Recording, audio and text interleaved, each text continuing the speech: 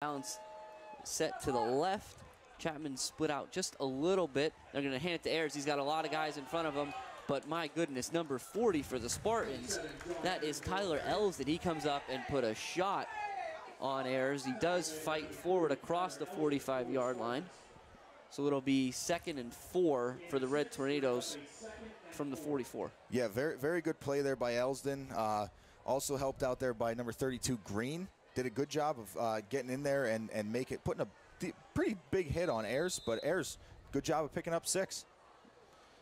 Red Tornadoes come up to the ball. It's Daukus and Widener in the wing to the right. Troutman, number 26, is in as a tight end to the left side with number 57, Logan Wills, and that's going to be Ayers. He's fighting for yardage up across the 40-yard line, and that's going to be another Red Tornado first down. Yeah, that's another tough run by Ayers. You see, they bring Troutman in there as that tight end. I think they like him pulling around. He's got some good speed, as you see on the defensive side of the ball most of the time. Has good speed, did a good job pulling around from the tight end spot, and got Ayers a good push to get that first down. Yeah, the Red Tornadoes doing a lot of interesting things with their line setup. Again, there you got Troutman in there as a tight end. Chapman's on the right side, but Troutman next to Wills, who we've talked about the last 2 weeks. We'll certainly talk about again. And Ayers is in motion across the formation. It's an inside handoff to Widener, and Widener's got a little bit of room. He'll pick up 9. It'll be 2nd and 1 from the 31-yard line, so a good gain on that one. Yeah, good job of Widener picking his way through there. There's a big hole, but, you know, you got a lot of red jerseys. You got to kind of – he had so many blockers in front of him. He had to kind of juke out his own players at some points there. And number 40, Elsden, has been, you know, all over the field, has a really good lateral speed, making some good plays defensively. 2nd and 1 for the Red Tornadoes. It's Reisinger in the gun, Ayers to the left, Daukus and Widener to the right, and they're going to hand it to Ayers. And he's going to have the first down. He's got a couple more yards. He's across the 25. They'll say he's at the 24 for another big red first down, Dan. And this is what Mount Carmel is doing well tonight, and this is what they did well in their 3 wins. They're staying on schedule. They're moving the ball, and they continue to move the chains. And as you're seeing, the clock continue to tick. We talked about it. Time of possession. The Red Tornadoes give their 4th all-time leading rusher Ayers a break here, as Karicki's going to go in, and you can swap out Karicki for Ayers in the formation, and it looks the same. It's just number 1 to Reisinger's left instead of 11. Number 1's in motion, but they hand it to Widener, and they're going to try that inside Sally play again, and he'll pick up 2 down to the 15, or sorry, the 22, that is, where it'll be 2nd and 8. Good. And North Schuylkill looked like they were a little bit more prepared for that one, that play there. You know, you see Ayers come out. Karicki just as dangerous, but not, you know, Ayers comes out, you're kind of looking a little bit more towards Widener, so they did a good job of snuffing that play out. Same look for the Red Tornadoes. Chapman and Troutman are the tight ends, Daukus and Widener, but Widener's in motion, but it's play action. Reisinger looking, he's got Karicki, and he just misses him. It's just over his head. Karicki snuck out of the backfield. He was wide open in the center of the field, and it was just a little bit high on the throw. Yeah, I mean, Karicki just got behind the safeties there of the Spartans. Reisinger, very good ball. He did a good job of getting it over top of the safeties, but unfortunately they had tight coverage on Karicki, so it unfortunately got over top of Karicki as well. Yep, Ayers back in for Karicki. Red Tornadoes are going to come out. It'll be Chapman split out just off the right side of the line. Ayers is to his Reisinger's left, and it's going to be a handoff to him, and he looked like he had a little bit of room. And Ayers, as he so often does, takes a situation where there were nothing but white jerseys, and he gets them very close to the first down on what was a 3rd and 9. He is going to be about half a yard short. It'll be 4th and the length of the football here with 2:15 left. And Coach Darris got a decision that really isn't much of a decision. No, I think you put the ball in the hand of your horse here. You give it to Ayers, or you put it in the hands of, you know, your up back, the fullback, and you get that half yard easily for a first down. Yep, so the Red Tornadoes come out double tight. 2 in the wing to the right. Now they're going to shift. The wings go to the left. Ayers goes to the right. He's going to take the snap, and it's going to be Ayers, and he's fighting. That's going to be very close. He might not have gotten there, Dan. It's a great push by the Spartan defensive line. Yeah, very, very good job by the Spartan defense, and it looks like he didn't get it. He did not get it. My goodness, what a huge play by that Spartan defense. Dan, like we said it before, they're just as capable as Mount Carmel. Absolutely, that defense very well equipped to make that play. Plus, I think it makes it a little bit easier for Coach Hall and his defense over there to say, you know, listen, John Ayers is a very tough runner. Let's put 8, 9 guys on the line of scrimmage, and let's not let him get half a yard. Yeah, absolutely, and I think in this sense, again, as we said before, Ayers is the 4th leading rusher of all time in Mount Carmel area. So if you're the Spartans, the one guy that's not going to beat you is John Ayers. Right. Spartans come out in a true I formation this time, and it's going to be a handoff that's not going to go anywhere. The runner is going to be hit right at the 29-yard line. We'll get a look at who that was. That was Wagner, number 36. Yeah, and as you said, again, you see Wagner going out, Chawanski coming in. These guys, two very good running backs for the Spartans, as Mount Carmel has a lot of depth at the skill position. So does North Schuylkill. And we're going to see some good running backs and some good skill guys on display tonight. So Spartans come out. It's the pistol set. Chawanski behind Libby. Dietz is split out to the right. The Spartans have Elsden in the wing to the left. Now Libby's rolling out. He's going to try and throw.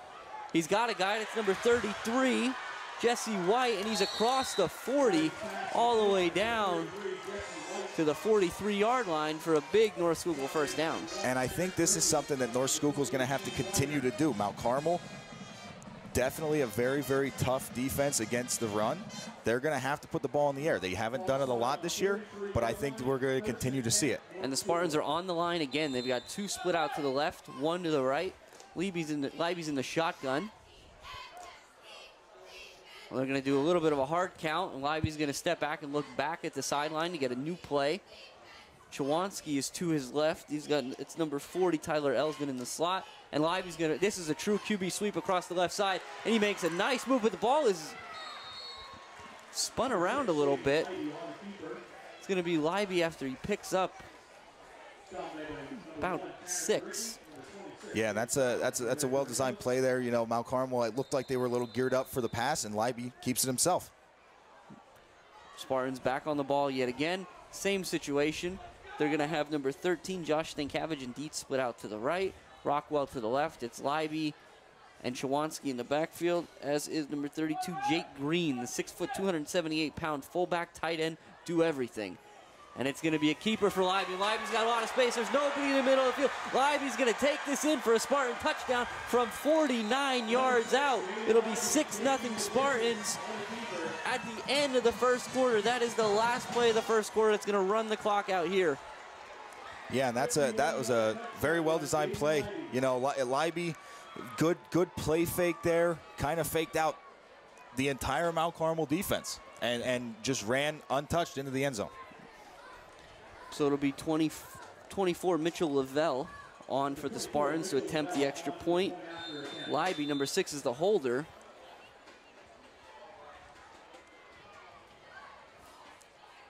See the PAT team for the first time tonight for the Spartans. And it's a good snap and a good hold. The kick is up, and it is good. And at the end of the first quarter, the Red Tornadoes trail the visiting undefeated North Schuylkill Spartans 7-0. Now, Dan, as we were talking about Wagner and Chawanski going back and forth, Wagner missed the first 2 weeks this season, so he's kind of just starting to get his legs underneath him, but had we had maybe 2 more plays before the touchdown, we would have gotten to Libby as actually the leading rusher. Yeah, as the quarterback, he is the leading rusher, and he's actually the leading rusher in the area right now. Yeah. Between the area schools, he's the leading rusher in the area. Before that run, he was before the game actually, he was at 698 yards and 7 touchdowns on the year, which is pretty impressive over the course of 4 games. Yeah, and I think, again, Coach Dara is going to talk to the guys. A little bit of miscommunication there, I think, on the Red Tornado sideline as the middle of the field was wide open. Yeah, and that had to be a miscommunication. You know, Mount Carmel's defense is very, very well trained and well versed in at what they do. They're good at what they do. Had to be some sort of cross up and signals or something like that. Speaking of communication, big thank you to Service Electric Cablevision, who's provided WKMC TV the means to bring this program to you for the last 50 years. Again, 50th anniversary of WKMC TV. For the Red Tornadoes, it's going to be number 1, Kricky, and 28, Widener back deep, doing the kickoff duties for the Spartans. Looks to be number 32, the aforementioned Green. And that's an end-over-end kick that's going to be fielded by Kricky right at the 10. He's going to make a couple moves before Chawanski meets him at the 29-yard line, and Kricky's forward motion will get him up across the 30 to 32, where the Red Tornadoes will start their drive down 7-0. Yeah, and I'm interested to see now how Mount Carmel's going to react, how Mount Carmel's going to come back. You know, they kind of, you know, in football terms, that last drive, the Spartans kind of punched Mount Carmel in the mouth. We're going to see what they can do to kind of come back from that and see if we can get a sustainable drive going here. A little back and forth here with the ball again. The field a little bit wet, the ball a little bit slippery. The officials doing their best to provide both these offenses with a dry as ball as possible. The Red Tornadoes are out now. Over the ball, it's Reisinger in the gun with Ayers to his left. Daukus and Widener, who's now in motion, but they're going to hand it to Ayers, who's going to try to pick his way through the middle, but he doesn't pick up a whole lot. Looks like it's going to be about a yard, so it'll be 2nd and 9 from the 33. Yeah, and it looks like North Schuylkill defense kind of brought to life a little bit by that score from their offense. You know, you get them a lead, now they're out there saying, all right, now we just got to protect it. Again, that's another quarter that they haven't given up any points, Dan. So we're looking at 9 straight quarters that the defense hasn't given up a point. For the Red Tornadoes, it's the same tight set. It's going to be Ayers off the right side. He puts his foot in the ground to get upfield, and then he lowers his shoulder and runs through a couple of Spartans. He's going to be out across the 45. It'll be the 49-yard line of the Red Tornadoes. It'll be first down, Mount Carmel. And John Ayers just continues to be that horse for Mount Carmel. He as a leader, as a senior 4-year starter, he's saying, team, hop on my back. Let's get going here. And I'm sure he's not too thrilled about that previous 4th down call. So he's doing what he can to get them back, and it'll be the same formation. It'll be Ayers again off the right side. He's got a lot of red jerseys in front of him. He's across the 45. Call it the 44 of the Spartans, where the Red Tornadoes will be looking at about a 2nd and 3. And you know what? It seemed like on the previous 2 drives from Mount Carmel, you know, we're doing good, staying on schedule. And then we do an early down incomplete pass. Gets us a little behind the chains a little bit. Let's see if Mount Carmel gets out of that. Same look for the Red Tornadoes.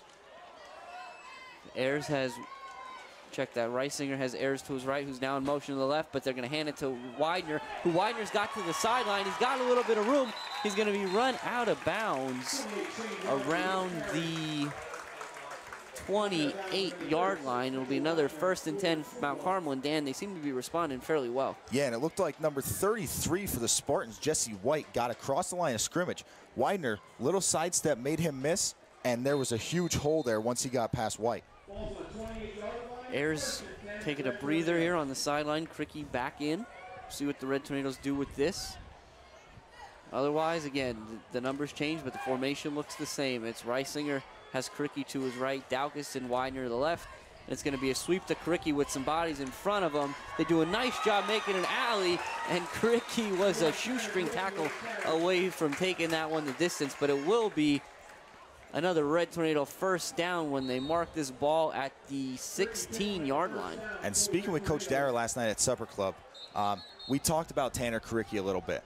Tanner Karicki is the fastest player on this Mount Carmel team. They love getting him the ball outside on those sweeps and giving him a chance to show off those wheels. Yeah, Dan, you talk about Supper Club, and as the Spartans take their first time out here with a 7-0 lead over the Red Tornadoes with 10:17 left in the first half, seems like a great time to mention Supper Club.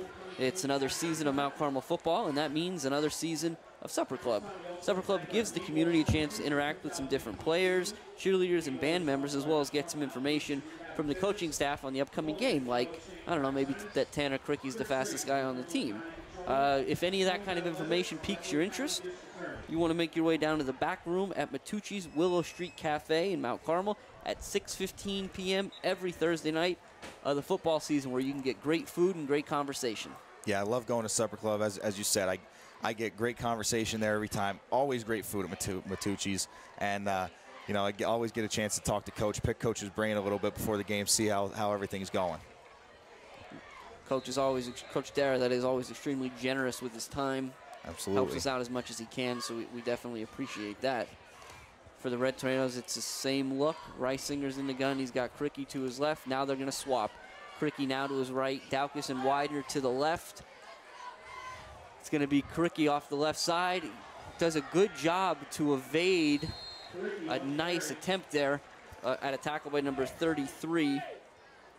Jesse White. Jesse White again. Thanks, Dan. Yeah. But he will ultimately lose about 1.5 yards on the play, so it'll be 2nd and 11 for the Red Tornadoes. Jesse White, it looks like he's coming from a defensive end spot, possibly a defensive tackle, but he's continuously in the backfield. He's doing a really good job defensively for North Schuylkill.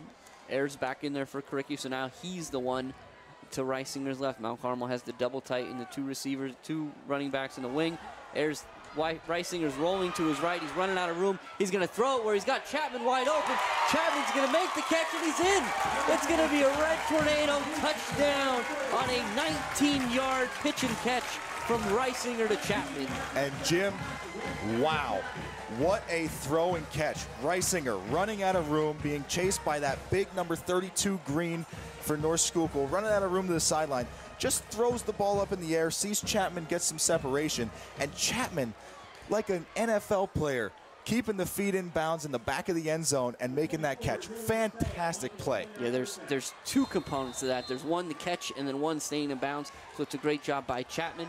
Number 24, Julian Steller, on to attempt the extra point. New holder for the Red Tornadoes tonight, number 14, Avery Demko. Tyler Owens, the typical holder, he's on the sideline tonight. So it's a good snap, and the kick is blocked.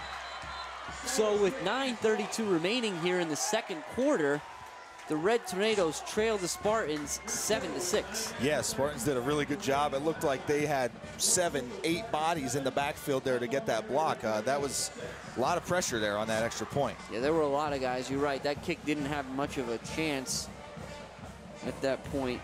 You know, while we have a second here, Jim, I want to touch on, you know, North Schuylkill is doing a very, very good job of not looking ahead this week. They have 2 very difficult games coming up after this week. This is their first of their 3-game road trip. Next week, they go to Jim Thorpe, who is undefeated and scored on up to this point.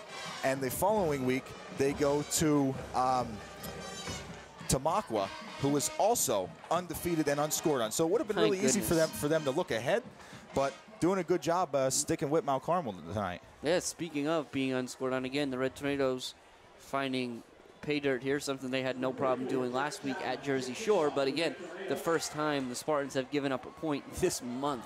Yeah, that's pretty impressive for the North Schuylkill defense. Even giving up that touchdown, that's something to hang your hat on there. Yep, back deep for the Spartans, Danny Grigas, and number 13, Josh Stankavage. 44, Chapman doing the kicking duties for the Red Tornadoes, and it's a high kick. It's going to be fielded by Stavinsky, the up guy at the 16-yard line. He's going to do what he can to pick up a little bit of yardage. He does a nice job getting over the 30, out to the 34, where the Spartans will start the next drive. And, you know, last week we talked about the big leg of Jack Chapman, how, you know, against Jersey Shore last week, it seemed like he was almost out-kicking his coverage and not giving them a whole lot of time to get down there because he was booming the ball, you know, down inside the 10-yard line. It seems like this week he's getting a little bit more height on his ball, a little bit more hang time, giving them more time to get down there and make a tackle. Spartans come to the line. They often break from the sideline, come right out. It'll be 39 Chawanski to Leiby's left. And a little confusion there for the Spartan sideline. They're going to get an illegal substitution. Too many guys on the field. So they'll start this one as a 1st and 15 from the 29. And Jim, that right there is the downfall of breaking the huddle from the sideline. If they're still in the huddle and they don't break the huddle and 45 gets off the field, that penalty never happens. So Leiby's in the shotgun with Chawanski to his left. He's got 2 receivers split out right. And they're going to run a little option, and Leiby's got room. And Leiby's in the open field again. Leiby's across midfield. He's at the 40. It's a foot race. Only Cricky can catch him, but he's not going to do it. It's going to be a 71-yard touchdown run by number 6, Jaden Leiby, to put the Spartans out in front 13-6. And you know what, Jim? That looked like that read option play. You know, he held the ball, held it in Chawanski's stomach, and saw the hole open up, pulled that ball for himself, and straight to pay dirt. Nobody touched him. Well, what was interesting about that play, Dan, as we saw in the replay there, really Troutman was the only Red Tornado that even had a chance of bringing down Leiby. There were not any red jerseys in the area. Yeah. For the Spartans, it's a good snap. The kick is up, and it's good. So after Lavelle's kick, the Spartans are on top 14-8. Dan, 14-6. And Dan, that's how you answer a touchdown drive. Yeah, absolutely. I mean, we talked about the capability of these running backs from North Schuylkill and the quarterback, Leiby. I mean, as a quarterback, also their leading running back.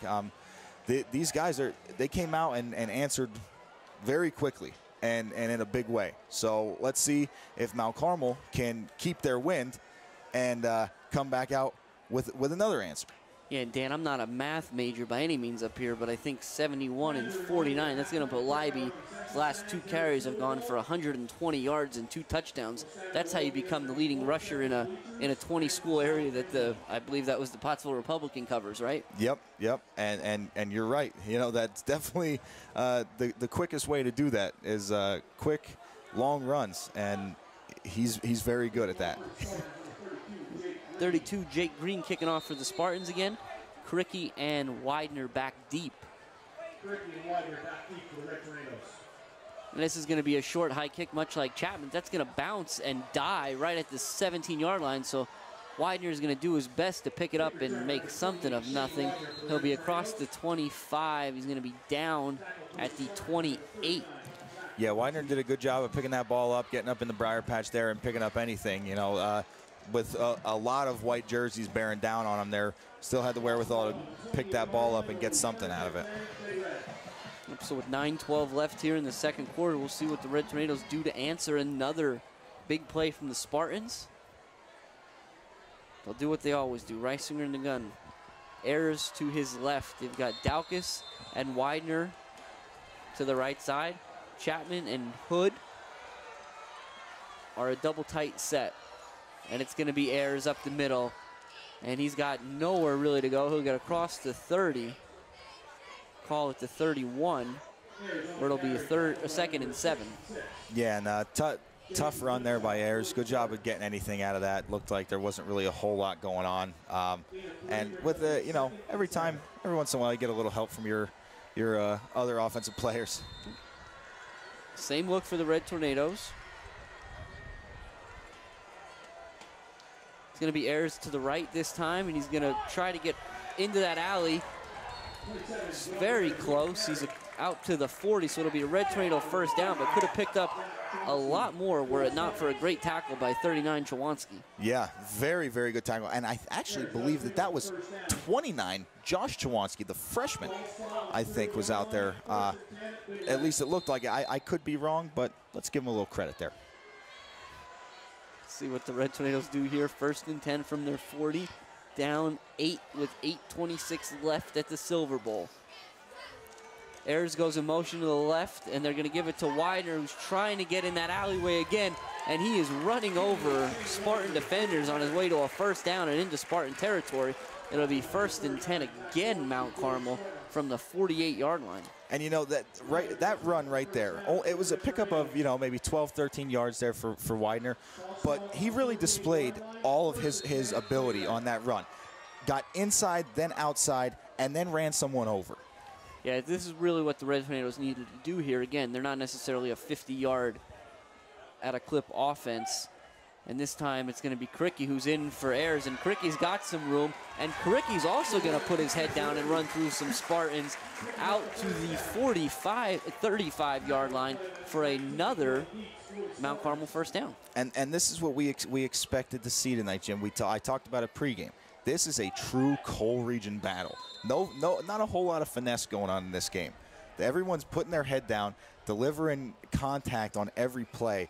And you hear a lot of pads popping down there. That's a coal region type football game. Well, and I think that's why the Libby touchdowns look so out of place. Yeah. Every other play is hotly contested. Guys are out there fighting for every inch, and Libby's got nobody within 20 yards of him. I agree with you.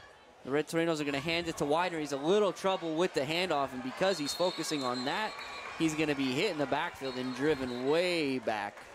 And there's a flag down on the play. Yep, with the flag on the play right now, the spot is the 39, so they're looking at a loss of 4 before you take the penalty into account.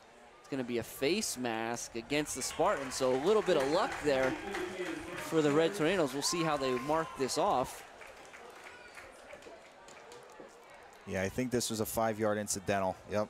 That's exactly right, Dan. That's what it's going to be. So the loss of 4, in effect, becomes a gain of 1, and the Red Tornadoes get to keep their down, so it'll be 1st and 9 now from the 34-yard line. Yeah, we'll see if it looked like Widener had a little trouble handling that handoff there, which kind of threw him off. Let's see if they can get back on the same page. Reisinger in their gun. Kricky's still out there to his left. Dowkus and Widener to the right. Double tight for Mount Carmel.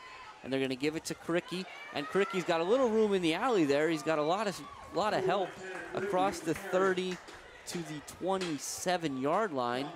It'll be about 2 yards short of the 1st down. So it'll be 2nd and 2 from there. And Kricky doing a very good job of, it looks like he's almost doing like a little hurdle just to kind of get over those arm tackles. A lot of guys on the ground, as we talked about, a physical game. Defensive lineman on the ground, reaching for your ankles, does a good job of making those guys miss and always falling forward for extra yards. Same formation for Mount Carmel. It's Troutman is in there as the tight end to the left side. Chapman the tight end to the right.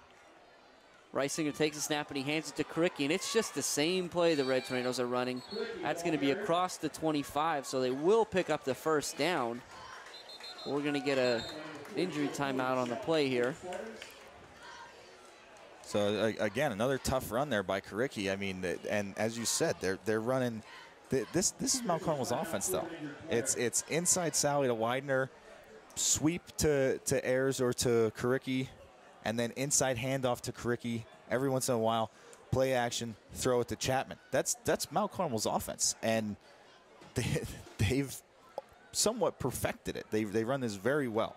Yeah, it's a terrific offense that Coach Dara has brought in. It's a little bit old school in terms of the way that it looks, but it does have the new school feel to it with the passing. And speaking of beautiful merges between new school and old school, the Red Tornadoes have started the Tornado Brick Project down in the end zone closest to Boyers, where our beloved Preacher Bleachers used to sit. And for the Spartans, the good news there, as number 66, Jason Lipshaw is going to get up and walk off across his own power. But again, the Red Tornadoes started the Brick Project. If you're interested, if you've seen it, you can purchase 4 by 8 inch and 12 by 12 inch bricks through the school district at 570-339-1500 at the website mca.k12.pa.us or by emailing Jose Gonzalo at rxmanjag@gmail.com. Again, all proceeds will go to the general upkeep here at the Silver Bowl. So let's see. Mount Carmel got a 1st down here. Let's see if they can keep this drive going, put another one in the end zone here before the half. 6:25 and counting. Red Tornadoes down 14-6 here in the 1st half. Reisinger's in the gun. He's got Ayers to his left. Dowkus and Widener to the right, double tight. Another problem with the snap, but they do a nice job of shoveling into Ayers' hand. And Ayers got some room. He's down the sideline. He's going to shake off a tackle and run out of bounds. He's right at the 11-yard, they'll call it the 10-yard line. It'll be another 1st down, 1st and goal. And you know, Mount Carmel. We talk about this mist and the field conditions and how the ball is going to continue to to be an issue. You know, that handling the ball is going to continue to be an issue, but great job there recovering. I don't know how Reisinger even got that ball in Ayers' hands. Same look for Mount Carmel. It'll be the same play. It's Ayers, and Ayers is in the alley. He's fighting. His legs never stop pumping. He's across the 5, all the way down to the 2-yard line. We'll make it to 3. It'll be 2nd and goal from the 3. And you couldn't be more right about Ayers. His legs did not stop pumping. He really he was being held at the waist, and his legs continued to pump, and he continued to pull Spartan defenders forward. Similar look for the Red Tornadoes once again. Go with what works. Reisinger in the gun. Ayers to his left. Double tight. It's Ayers again, the same play, and Ayers is going to put his foot in the ground, and he gets into the end zone for a Red Tornado touchdown. It's a 3-yard plunge by the senior, number 27, John Ayers, to bring Mount Carmel within 2 with the point after pending. And I think, Coach Dara, you see, you know, the coaches on the sideline already holding up the 2 fingers. Let's go for 2. Let's tie this one up. Dan, Don't if you're leave a player, anything a chance. as a player, is there anything more exciting than after you score a touchdown, you look over to the sideline and the coaches are holding up 2 fingers? Those 2 fingers for the 2-point conversion and that 4 for a 4th quarter when that comes, those are the greatest things that you can see. So we'll see what the Red Tornadoes do here. They're going to keep Reisinger out there. It'll be the same look. Not a whole lot of guessing, I don't think, as to what's going on here. Reisinger in the gun. Ayers to the left, and they're going to give it to him. Ayers is right up the middle, and he's going to be in for the 2-point conversion, and that's going to tie us up here with 14 all with 5:23 left in the 2nd quarter at the Silver Bowl. And you know, Jim, I didn't want to say it prior to the attempt. I spoke with our friend and counterpart Jose Gonzalo last night. So in John Ayers' career, on 2-point conversion attempts, he was 6 for 6 going into this one, rushing attempts on 2-point conversions. He is now 7 for 7 on his career. My goodness. Now that's one of those stats that it's so cool you have to tell somebody, but you don't want to tell anybody. Right, exactly. And that's why I made sure I held it until after the attempt was over. And, you know, Jose almost said last night that he thought he was going to end up jinxing it. Well, the Red Tornadoes do a great job answering the call there. They're answering the bell, again, to use your boxing analogy from before, and tie this up at 14. And I'll tell you what, one thing that I've noticed is, you know, the first quarter was how good these run defenses were, and now the 2nd quarter is how good these run offenses are. You know, you're seeing both sides of the ball here. I don't know if it's a little bit of tiring on the defensive side, but this is a great matchup tonight. Stankiewicz and Grigas back deep for the Spartans. 44 Chapman to kick off again, and this one's a little more of a line drive. It's going to be Stankiewicz. He's taking it right at the 10. Going to see what he can. He makes a couple guys miss, and he's going to try to get to the corner. And Burkowski does a great job over there, along with 14 Demko, making sure that Stankiewicz can't get the corner. It's going to be 1st and 10 for the Spartans at the 30. And kudos to the Mount Carmel special teams coach. Great job of Burkowski staying in his lane, not converging on the ball, and allowing Stankiewicz to get outside, because if Burkowski wasn't there, there was a lot of grass in front of Stankiewicz. Yeah, special teams, I think, are going to play a big role tonight. We haven't heard the last of these special teams players and their impact. So for the Spartans, they'll come right to the line. Leiby has Chawanski to his right. 2 receivers split out wide right. And they're going to fake it to Chawanski. And this time, number 57, Logan Wills, is going to sniff that out right away and drag down Leiby for a loss of 2. Yeah, and I think that you're going to see the Mount Carmel defenders really toughen up here. These guys do not like to be scored on. Spartans back up on the ball right away. It's going to be 21 Rockwell split out to our side. Leiby has Chawanski again with him in the backfield. It's going to be a quick count, and it's a quick pitch out to 19 Dietz. And a great tackle made by number 1, Karicki. Before Dietz can even get going, he'll get back to the original line of scrimmage. It'll be 3rd and 10 with 4.5 left here in the first half. That's a great tackle by Karicki. If he did not make that tackle, there was a lot of room in front of him. So great tackle, Karicki. Spartans back at it. Chawanski spelled for Wagner. Well, they're going to split out 13 Stankiewicz and 10 Griffin to the left. Sorry, 19 Dietz. And Leiby's going to go straight back. It's a screen setup, and they got Wagner. Wagner's got a little bit of room. He's out across the 40. He's going to pick up the first down. So a nice play call by Coach Hall in the Spartan sideline. And good job by Wagner there. You know, just kind of having, you know, I think he would have had enough for the first down if he didn't reach out the ball, but just, you know, being aware, like, okay, it's third down and long. Let's reach out and try and get that extra yard. Great job by Wagner. Leiby in the gun again. He's going to take it, and he's going to fake the handoff to Wagner and make a couple moves up the middle, and he's got some space again. He'll be across the 45. They'll call him down at the 47-yard line. It'll be 2nd and 5. You know, the middle of this Mount Carmel defense is not used to being gashed like this. I'm looking to see them really tighten up here and toughen up. Same look for the Spartans. All this time it's been number 40, Elzard in the slot. Pistol formation, and it's going to be Leiby. He's going to keep it, and Leiby's in the open field again, and Leiby's going to take another one in, this time from 52 yards out, and the Spartans are back on top, 20-14, with 3.5 minutes, 3 minutes and 31 seconds to be exact, left in the first half. Yeah, Jim. Wow. Leiby, I don't know how he does it, but he's doing a great job with those read options. You know, he's putting the ball in the back's stomach, whether it's Wagner or Chawanski, and always seems to be making the right option. That time had a lead blocker that time. 24 Lavelle on for the point after. It's a good snap and a good hold. The kick is up, and Lavelle's going to drill that one. And so the Spartans will go up 21-14. And again, Dan, we talked about it before. If you want to take 3 plays, Leiby has 3 touchdown runs for 171 yards rushing. Yeah, and that actually, let me check my stats here. Yeah, that's just 3 of his touchdown runs. Those are his 3 touchdown runs. He has other runs today for positive yardage. Last week, Leiby 7 carries, 146 yards, 2 touchdowns. So definitely one up in his numbers from last week already. Red Tornadoes are definitely going to have to do some soul searching, I think, in the locker room. Again, I think to give them credit and to give Coach Derrick credit, this team is so resilient that they're giving up those big plays, but offensively, they just come out with that workman-like mentality and go back to doing what they do well, drive down the field and say, okay, anything you can do, we can do too.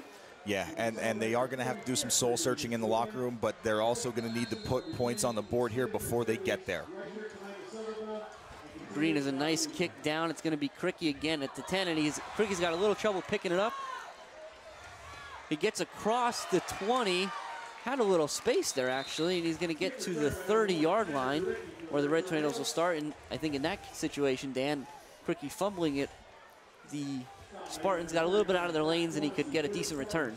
Yeah, and I know from past experience being on a kickoff team, you see that ball hit the ground, you kind of lose your lane and you just want to go get the ball. So it's understandable, but good job by Cricky of recovering and making something out of nothing there. So 3:24 left here in the first half. Certainly more than enough time for the Red Tornadoes to just treat this as any other drive with their 3 timeouts as well. And that's what they'll do. It'll be Reisinger with Cricky to his left. Cricky's now in motion, and they'll give it to Widener, who came across the formation. He's going to put his foot in the ground and get upfield for a gain of 2.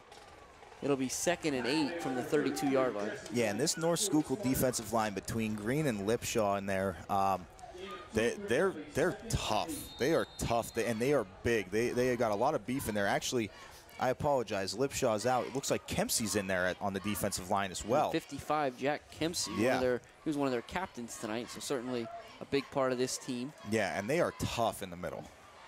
Same look for the Tornadoes. This time it's going to be Cricky, and Cricky's going to get to the edge, but he's got to find somewhere to go. He doesn't have anywhere. There's a little extra activity going on there at the end of that play, but there's a hold against the Red Tornadoes. So it was a gain of 2 out to the 34. Yeah, that's a tough tough call there. Tough run by Karicki. Looked like he got a little twisted up there under the pile, but you know, as you said, 10-yard penalty there. Yeah, Karicki's going to make his way to the sideline here. Red Tornadoes will get Ayers back in there. And we'll see how they want to operate now. They'll be faced with a 2nd and 12 with 2:41 left here after the penalty. Oh, check that, 2nd and 22. So we'll see what Mount Carmel does here. Not a lot of plays in the playbook to pick up 22, Dan. No. Same look for the Red Tornadoes. Reisinger's going to go straight back. There's a screen set up. Troutman does a nice job corralling it, but throws off the timing just a little bit. It's across the 20 to the 22-yard line, where it'll be 3rd and 18. And, you know, I mean, as you said, a lot of pressure in Reisinger's face there. Had to kind of do the jump throw. Widener had a little trouble handling it, but did a good job of picking up a few yards, but he definitely had the opportunity to get more if the throw was on target there. So we'll see what the Red Tornadoes dial up here. The clock's ticking. It's now under 2 minutes, 1:53 and counting. 3rd and 18 from their own 22. It's the same look out of Mount Carmel. Ayers to Reisinger's right. Now Ayers goes in motion to the left. Reisinger's going to roll out. This is a throwback to Chapman, and it's over his head. Incomplete. So we've seen the Red Tornadoes run that play a little bit. Yeah, and that play is run well, and it does work well for Mount Carmel. But it looked like even if Mount Carmel did complete that pass to Chapman, Stavinsky in coverage was right there to make the tackle, and it would have been short of the line of game for 1st down. So let's see if hopefully Ayers can get a good punt out here and kind of flip the field position here. Yep, so the incomplete pass is going to result in a stopped clock, so with 1:39 left. Ayers is going to be back. He's going to be punting, and the punt's over his head, and it's over his head, and Ayers is just he's going to pick it up, he's going to try, and he tries to punt it.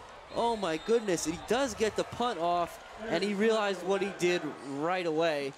The Spartans are going to have 1:30 from the Red Tornado 13-yard line. Yeah, and you know, really tough snap for Ayers to handle. Obviously went right over his head, didn't even get a hand on it, but as you said, he kind of realized what he did there. It's a tough play. That's a very tough play. Ayers, a 4-year starter, still, you know that's when it's happening, it's a lot easier to watch it from the outside and decide to make the right decision, let that ball go out of the end zone. Absolutely, and Ayers, he chases the ball down and he tries to get the punt off. He's not thinking that punt's going to get blocked. He's doing everything he can to help out the team, but the Spartans will have the ball, and they're going to hand it. They're going to fake it to Wagner, and it'll be an option. They're going to roll Libby down at the 15. They'll mark it to 14, so it'll be about a loss of a yard here with 1:15 and counting for the Spartans. And it looked like Troutman and Chapman in there on the tackle, doing a good job. Got to toughen up here defensively. Got to have a stop here. So Libby's got 32. Big Jake Green to the left, along with Dietz and Stankiewicz. He's got Wagner to the right, and it's in motion. Dietz came across the formation. They're going to throw it up, looking for Rockwell, and Demko had a chance at the interception, but he does a nice job batting it away. It'll be 3rd and 12 with 53 ticks left on the clock. Yeah, and I'll tell you what, I'm not sure if that was a plan by Libby, but he did throw that ball behind Rockwell, and because Avery was blanketed all over him, it didn't give Avery an opportunity to catch the ball either. So it was kind of a good decision, almost like a throwaway by Libby, but great coverage by Demko. So Wagner will stay in there for the Spartans, along with number 40, Elsden. We've said his name quite a few times tonight. Rockwell split out way right. Dietz is split to the left, and they're going to give it to Wagner up the middle, and he doesn't have anywhere to go. A great play by the Red Tornado defense there, stopping him before he picked anything up. And looks like, I believe Coach Dara is going to be okay with letting the clock continue to run. Yeah, so we'll see what the Spartans dial up here. It's 4th and 12 from the 15-yard line. There's 30 seconds and counting left in this first half. And you know, they're on top, 21-14. Only late in the first half here, but this play, this 4th down play, is going to have a lot of pull on the way that this game turns out. Yeah, the Spartans are going to hedge their bets here. They're going to let the play clock run all the way down to 3 before they call their second timeout of the half. And what they'll do is ensure that if they don't pick this up here, the Red Tornadoes don't have much opportunity to get anything done. Yeah, as we said, Mount Carmel been doing a good job of kind of controlling the time of possession and putting together long drives, but always have the ability with the skill for that quick play ability. So Spartans taking no chances. Now looking out there, I can't help but see number 24, Mitchell Lavelle. He's come off the sideline a little bit. He's making his way into the huddle.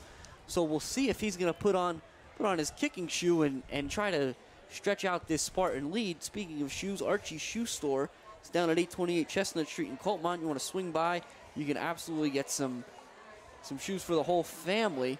And Dan, it's going to be Lavelle. He's got the block in his hand. They are going to attempt to kick this so one. Let's see. This is going to be about a 32-yard field goal attempt. Interested if we'll see some trickery here. Libby is the holder. Always something afoot, it looks like. Not ideal conditions here, but nevertheless, Coach Hall has faith in his guys. We got a good snap, and they're going to add 5 yards to this one. Because he did make it. So he did. Lavelle does make it, but there was a little motion on the Spartan side first. So we'll see if that changes Coach Hall's decision.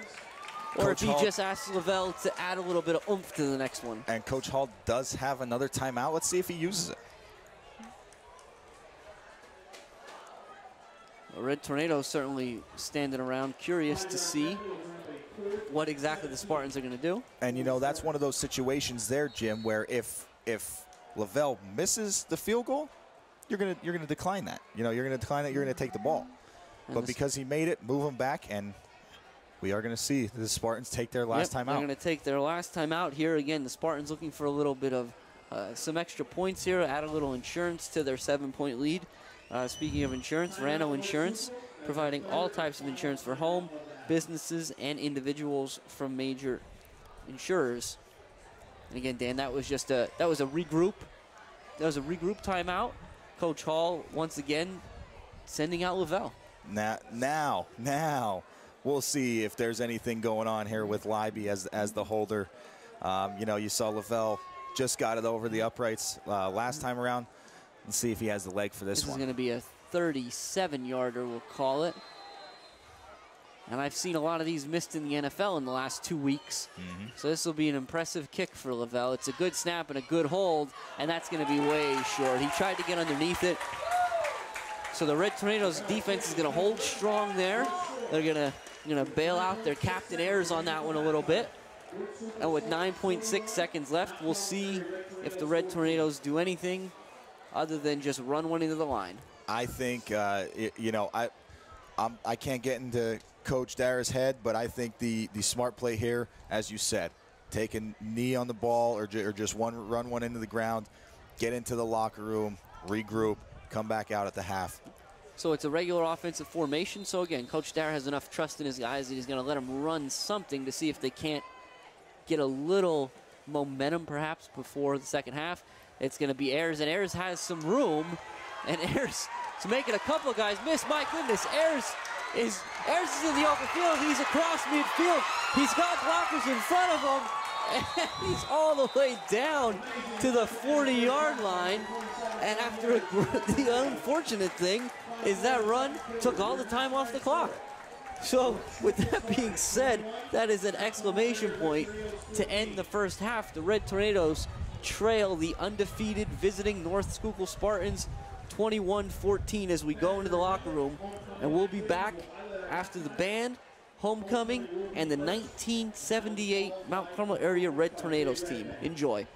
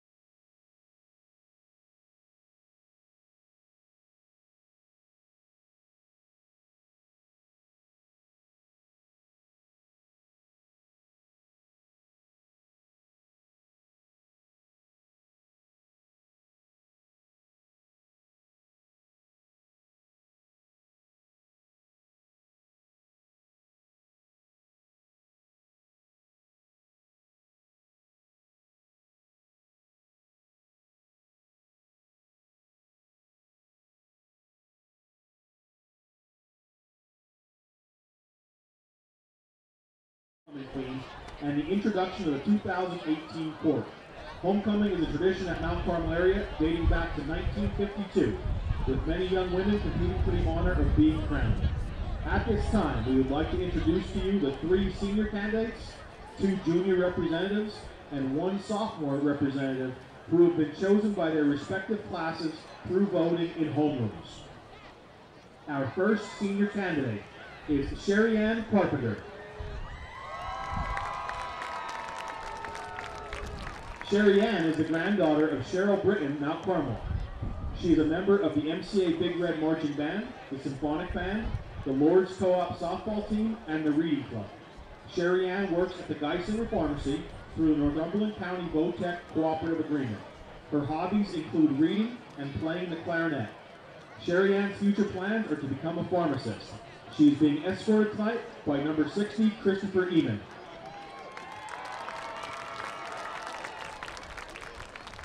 Our second senior candidate is Elijah Hollenbach. Elijah is the daughter of Amanda Vitovich, Mount Carmel, and Jason Hollenbach, Mount Carmel. She's a member of the Carmelite yearbook staff, the Pep Club, and a member of the Future Nurses of America. Elijah is an honor roll student, a former Student Council Student of the Month, and a member of the 2017 Homecoming Court. Her interests include shopping, hanging out with friends, running, and working at her job at CVS Pharmacy. Her future plans are to attend Clarion University to become a radiologist. She is being escorted tonight by number 1, Tanner Karicki.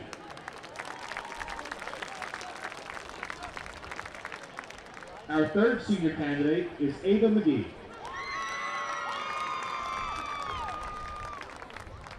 Ava is the daughter of John and Elizabeth McGee, Mount Carmel. She is the secretary of the senior class, president of the Reading Club, president of Peer Mediation, and secretary of the Future Nurses of America. Ava is a member of FBLA, Interact Club, Tech Ed Club, Art Club, Pep Club, the Carmelite Yearbook staff, and the Developmental Studies Gifted Program.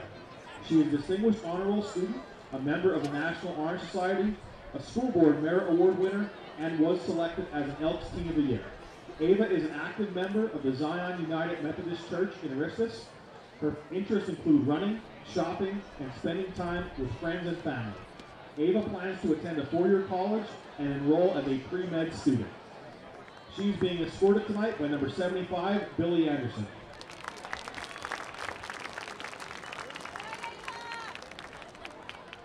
Our first junior candidate is Josie Adams. Josie is the daughter of Ben and Amy Britton, Coltmont. She is a varsity cheerleader and a member of both the track and field and cross-country teams at MCA. A Distinguished Honor Roll student, she is a member of the National Honor Society, Future Nurses of America, Pep Club, Reading Club, and is a Think Big student leader. Josie loves to play piano and hang out with her friends. Her future plans are to go to Penn State University to pursue a degree in the medical field to become a trauma surgeon. She is being escorted tonight by number 27, John Ayers. Our second junior candidate is Eliza Nevis. Eliza is the daughter of Joe and Tammy Nevis of Mount Carmel. She is a varsity cheerleader, a member of both the cross-country and track and field teams. She is a Distinguished Honor Roll student, a member of the National Honor Society, Pep and Art Club's Interact Club, and is a member of the Carmelite Yearbook staff. Eliza is a past Elk Student of the Month, and her interests are cheering, running, and spending time with friends. Her future plans are to attend a 4-year college. She is being escorted tonight by number 14, Avery Demko.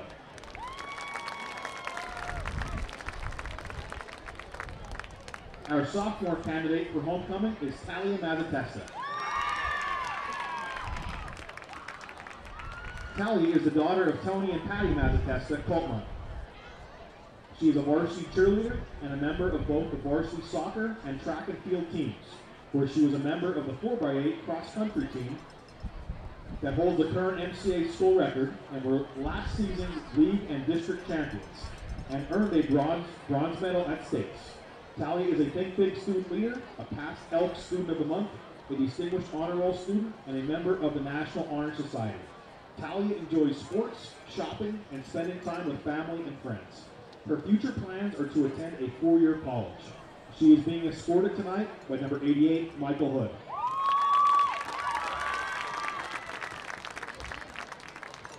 Ladies and gentlemen, let's have a nice round of applause for the homecoming court and their escorts.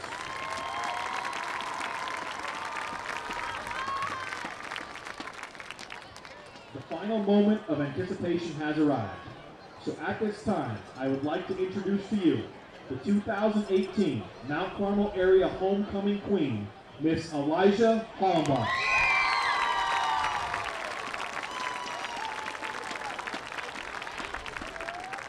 At this time, Mount Carmel area football players Jacob Reese, Zach Hartman, Noah Fry, and Jarrett Stewart will crown Miss Elijah Hollenbach and present her with flowers, and the homecoming court will also be presented with gifts.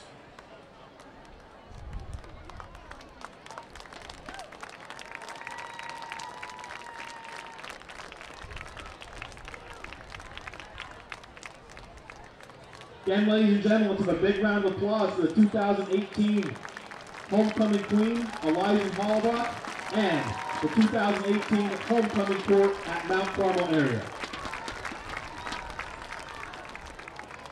As these lovely young ladies are being escorted to their seats,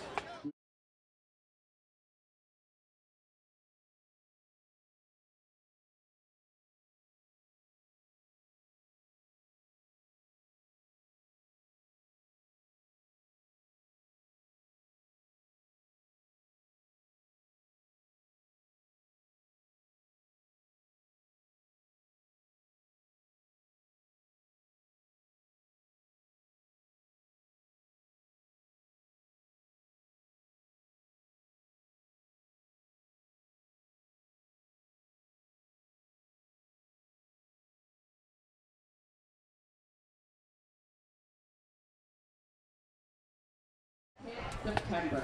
The band is led on the field by drum major Ainsley Begley. Color guard captains are Marissa Matakaitis and Ainsley Strohacker-Schatz. This year's staff includes Bernard Stella, Director, Erica Nestico, Assistant Director, Bernie Nestico, Drum Instructor, John Jacoby, Assistant to the Band Director, Kelly Lucas, Music and Marching Instructor, Jennifer Haas, Color Guard Instructor, Tiffany Ashbaugh, Assistant Color Guard Instructor, and Chris Steller, Music and Marching Instructor.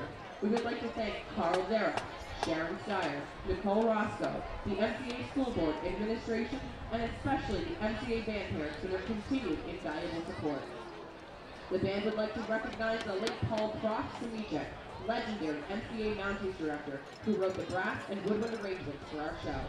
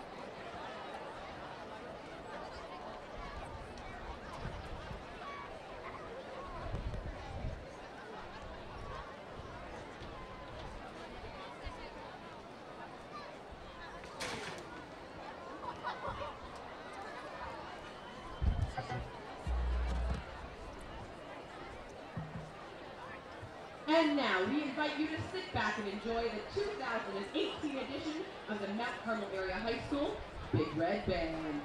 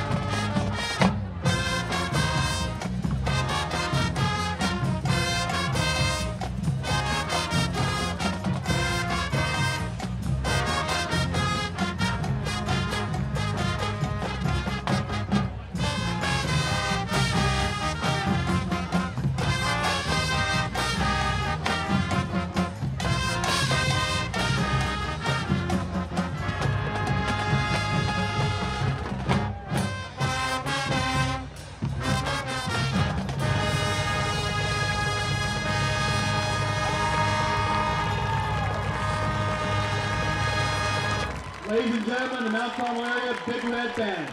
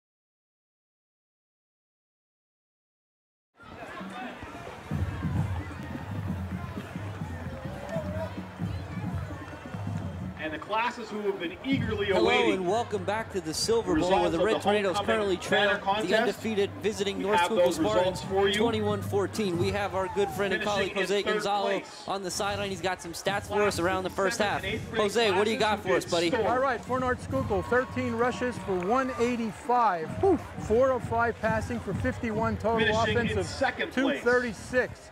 The junior For Mount class, Carmel, now who did listen to this, Spider-Man. 29 rushes for 235, Wow. 2 of 5 passing for And our 22, 2018 total homecoming offensive banner winner, 257 with the 13 senior first class. downs. John Ayers already is Who chose to 16 do for Batman. 156. Again, homecoming's theme this Shane year 8 for was 45 and superheroes. Tanner 4 for 35. So we're moving to Congratulations all football. classes We just doing a have to great stay job on home. the banners. Yeah, And we're again, definitely one moving more to football, but we congratulations. Play definitely goes away, stay, right? Is that the rule, Danny? That is the rule. That is the rule. You don't chase backside. You stay home, and that's what we need to do to kind of keep Libby in check for this second half. Hopefully, we made some adjustments. Well, I think if we do that, we'll be okay, because I don't see them stopping the Mount Carmel offense either. But you look at the disparage here: 34 plays to 18. We're certainly getting our opportunities, and we're running the ball. But that's probably frustrating, Danny, as you might know. You go, finally score after 10 plays or whatever, and they go boom, and it's a touchdown, and you have to start all over again. It's got to be a little bit disheartening. Yeah, it's definitely disheartening, but I also believe that this team is built for this. This team has got a lot of heart, and they're built for this. I think they're going to do a good job here in the second half. I'm looking forward to talking to you after, guys. Thanks, Jose. Thanks, See Jose. ya. So yeah, some great numbers there Jose provides, as he always does. Again, so the 185 yards rushing for the Spartans, almost entirely Libby at this point. Well, we're ready here at the Silver Bowl to get started. Karicki and Widener back deep for Mount Carmel. Jake Green once again kicking off for the Spartans. It's a high end-over-end kick that's going to be fielded by Troutman at the 24. He's going to be across the 30. The Red Tornadoes on their first drive of the second half, starting at their own 32-yard line. And as Jose said, Mount Carmel been doing a really good job putting together some long drives, really grinding them out. Let's see if they can grind it out. It's nice getting the ball to start here down a touchdown. Maybe we can even this one right back up. Yeah, and again, we'll see what kind of momentum the big Ayers run from the end of the first half has, if any. So Red Tornadoes took that into the locker room with them, and if they were able to bring it back out. Yeah, and maybe Ayers brought that back out as well. Same look out of Mount Carmel. Reisinger's in the gun. and it's going to be the inside handoff to Widener. Widener's across the 35 out to the 37-yard line, where it'll be 2nd and 5. Yeah, I can't stress it enough. I continue every week to rave about these running backs. Widener there, good job. Takes the hit, spins around, but falls forward, picking up an extra 2-3 yards. Every time one of these backs get hit from Mount Carmel, they're usually falling forward. All of them very tough runners, and it'll be Ayers to Reisinger's left, Daukus and Widener in the wing on the right. And they'll give it to Ayers up the middle. Ayers is going to put his head down, keep his legs moving to pick up 2 out to the 39, where it's going to be 3rd and about 4. Yeah, this is that in-between range here. Mount Carmel, you know, likes to be in 3rd and 3 or shorter. You know, in a 3rd and 4 play here, I'm interested to see what Coach Dara dials up. Same look for the Red Tornadoes. Accompanying that is the double tight, and Chapman and maybe a hard count is what they dial up. Ayers went to the line and he gave it a hard count. There was motion. It was on the North Schuylkill sideline. So as the officials walk off this 5-yard penalty, it's going to be a 1st down for Mount Carmel. And that's staying on schedule there. You know, 3 plays and a 1st down. Don't always have to snap the ball to get 1st downs.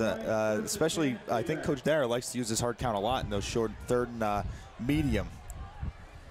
Yeah, we've seen that throughout the season. A lot of it is because I believe this offense is predicated on so much motion. Defenses try to time it up. It's the same look for Mount Carmel anyway. And this is going to be Widener again in that inside handoff, and he's across the 45, somewhere near midfield. They'll say he made it to the 48. So that'll be 2nd and 6 for Mount Carmel. Again, same situation for Widener there. Gets spun around, continues to pump his feet, drives forward for another extra yard or 2. And I just said, sets up a little 2nd and 6, 2nd and 5 here. Let's see if Mount Carmel can continue to stay on schedule. Hood and Chapman are in as the tight ends. Daukus and Widener are the fullback and the wingback. Widener comes in motion, but they hand it to Ayers up the middle, and Ayers is not going to get anywhere. That's 39. Chawanski, sorry about that, makes the big tackle. Yeah, Chawanski in there on a big hit. Also number 32, Jake Green, that big man in the middle there, kind of riding Ayers down too. That's I'm sure Ayers is going to be feeling it after taking a hit from Chawanski and Green. They're both tough big guys. Yeah, he'll get a yard for his troubles.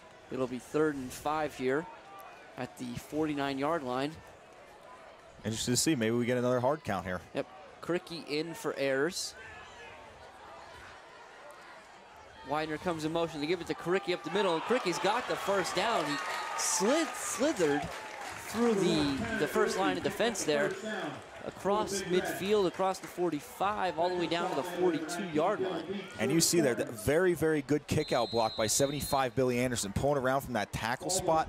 Got the kick-out block on 66 Lipshaw there, and opened that hole for Cricky. And right there, he just demonstrated that speed that we talked about earlier. Red Tornadoes come out. They've got Chapman in a short slot to the left. Daukus and Widener in a wing to the left. A little bit of confusion on the sideline. The play clock winding down. They do get the ball snapped, and Reisinger hands it to Cricky, but Cricky's got a lot of white jerseys around him. He barely picks up anything, and there's a flag in the backfield. Going to be against the Red Tornadoes. Be a hold. So we'll see exactly how far back this takes Mount Carmel. 10 yards from the spot. Looks like they've got the spot down. So the hold occurred around the 44-yard line. Yeah, it looks like maybe about a half yard behind the original line of scrimmage there. There's a little conversation going on there. So it looks like Coach Hall is trying to determine whether he's going to take it or not. Yeah. And he certainly will, so they'll start to walk it off now. When they finally stop, the Red Tornadoes will be facing a 1st and 21 from their own 46-yard line. Yeah, so got the double sticks here. Mount Carmel not in the position they want to be in, you know, not wanting to take that 10-yard penalty, but looking to bounce back here. Still first down, you know, got 4 downs to get these yards. So come out in the tried and true shotgun double wing. Reisinger will hand it to Ayers. Ayers is going to pick his way. He'll get across midfield to the 49. Did a nice job of making the initial wave of defenders miss. Yeah, and Ayers not a small guy, but does a good job of kind of getting behind his blockers and almost hiding in there, you know, dipping and ducking and bobbing and weaving, you know. He does a good job of kind of just making guys miss or just shaking off those arm tackles. He's going to be on the sideline again. They'll spell him for Karicki.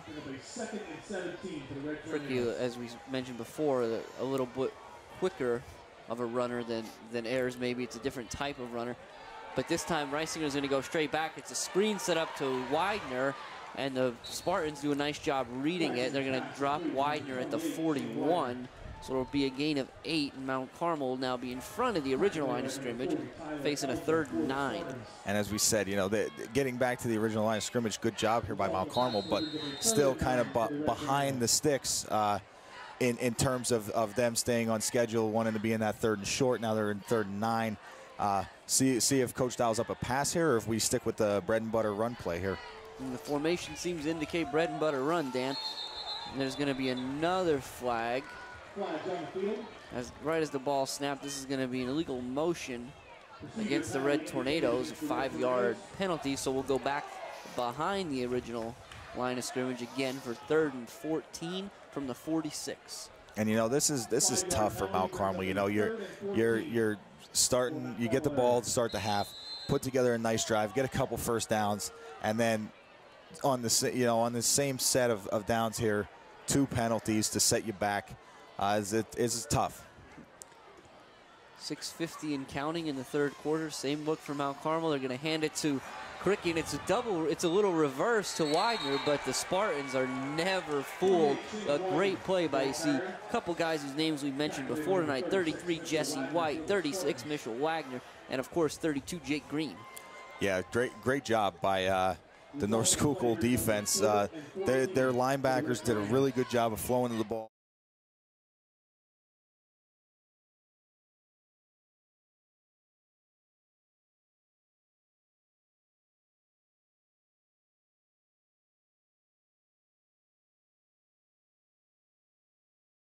Looks like he's going to do. And this time they'll put 13 Stankiewicz back with Dietz. Do the Spartans. Oh, it's another high snap way over Ayers' head. Ayers is going to do a nice job of fielding it, and he's going to get off a very nice booming punt. Stankiewicz goes right into the fair catch. So the Spartans are going to start their drive at the 16-yard line. What a great play by Ayers. Yeah, and you know, kind of redeeming himself from the first half there. Snap over his head in the end zone. Defense bailed him out this time around.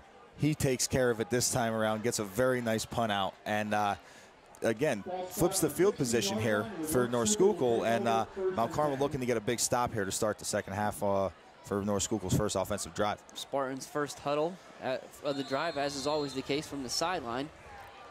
And they come right to the ball. We'll try to get a look and see who's in the backfield with Leiby. It's 36, Wagner. 40, Elsdor is in the wing. Leiby's got a receiver split out way left. They're going to give it to Wagner up the middle, and he makes the first guy miss, but he can't get by Karicki. He is out across the 20 to the 21. It'll be 2nd and 5. And one thing we don't talk about a lot, Jim, is the support that these defensive backs give in the run game. Karicki, great job of, only 3-4 yards from the line of scrimmage, making that tackle. Same look for the Spartans. Rockwell split out way left. Wagner behind Leiby, and this time Leiby's going to hang on to it himself, and he's down the sideline once again. He's going to be driven out of bounds by 26 Troutman, but not before he picks up the first down and more. It'll be 1st and 10 Spartans at the 37-yard line. And Jim, I just noticed this. It looks like they moved. Mount Carmel's defense moved Tanner Karicki from the left corner spot over to the right side of the field. And I think Leiby noticed that, and that's why he pulled that ball and kept it to the right side. There's nobody out there. So they're running 2 receivers and then tightening things up on the backside and running to the short side. There's 2 receivers to the wide side at this point, Dietz and Rockwell. Leiby's got Wagner behind him, and he's going to hand it to Wagner this time, who's off the side, and he's across the 45. He's going to be tackled again. Short of the first down. It'll be 2nd and 1 from the 48-yard line. And, you know, Mount Carmel's defense looks like they're wavering a little bit here. They need to, they're going to need a little rejuvenation here, a little bit of little signs of life here to kind of make a stop. Spartans, they flip their look. This time, Dietz and Rockwell are to the Mount Carmel sideline, just barely the wide side of the field. And Leiby's going to fake the handoff to Wagner, and he goes right up the middle, but he runs into Ayers, and a few more Red Tornadoes are going to stop him. Now, he's going to be close to the first down based on forward progress, but the Mount Carmel defense does a nice job of gang tackling there and not letting Leiby fall forward. Yeah, whether this becomes a first down or not right here, very good job by Mount Carmel defense. As you said, Ayers there on the initial contact, followed by Chapman and Troutman. Very good job of putting a big hit on Leiby and kind of giving him a little, making him think twice about running to you next time. It's going to be official timeout here for measurement, looks like. We'll see what happens, but with 4:59 left in the third quarter, Mount Carmel trails the Spartans 21-14. And Dan, regardless of the way this measurement comes out, whether it's an inch short or a foot short, it certainly seems like it's probably 4-down territory for Coach Hall. Yeah, I would say so. And I mean, with the, you know, the tough backs that they have, North Schuylkill, it may not even get to the 4th down.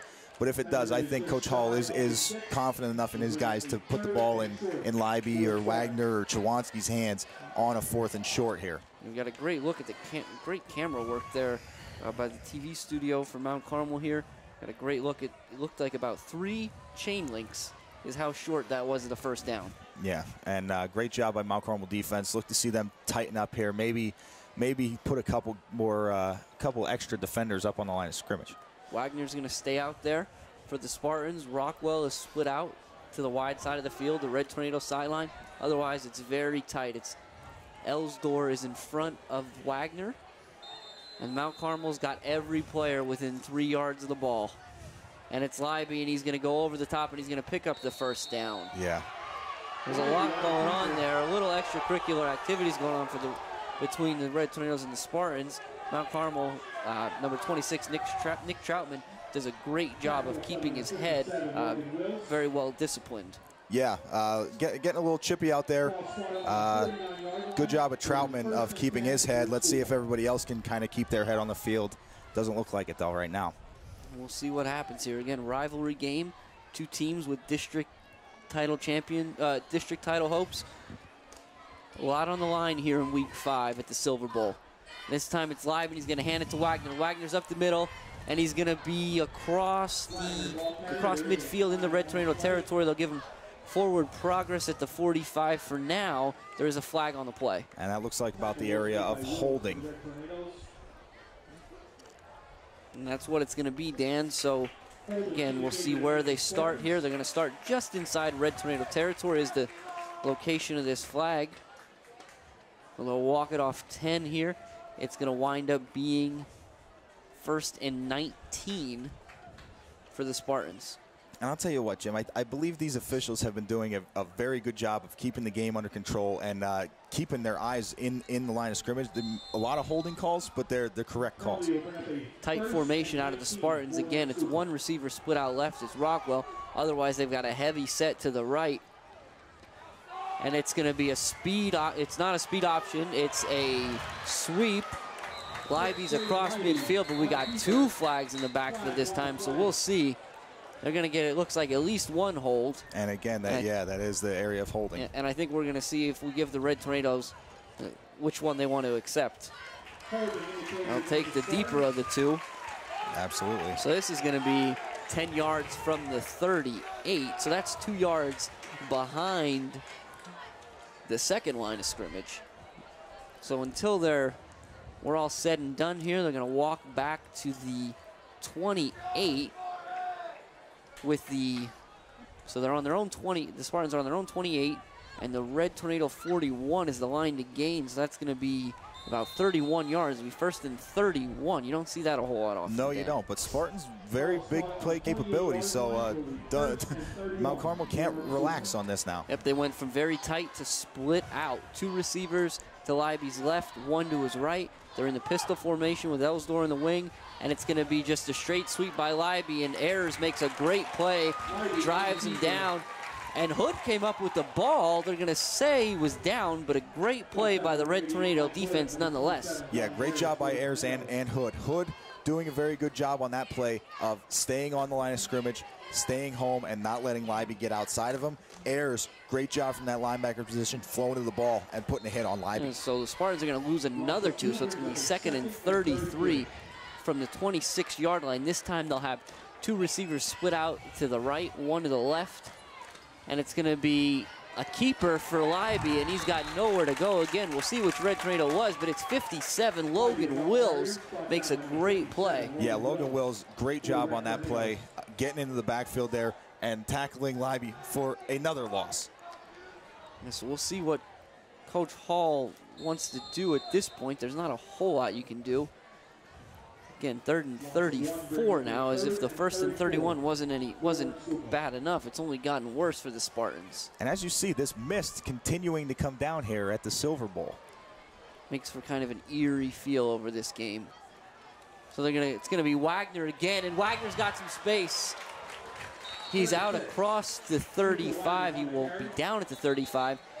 And Dan, I don't know if you saw it there, the Red Tornadoes got caught in a blitz. Yeah, they did, and Noah Burkowski did a very good job of making that shoestring tackle there after Wagner got through to, because that could have turned into a very big play for the Spartans. Yeah, the Red Tornadoes looked like they brought Troutman off the edge, and he had a good run, he had a free run, but as often happens with the run blitz, if you run at the run blitz, sometimes you can have success, and that happened for the Spartans there. Yeah, it's definitely tough for Mount Carmel, as you said. They definitely brought the run blitz, just assuming, or any blitz at all, just assuming that the Spartans were going to go deep, try and pick up all this yardage at once, and they had the perfect play dialed up, a little draw play, and Wagner, as you said, found a hole.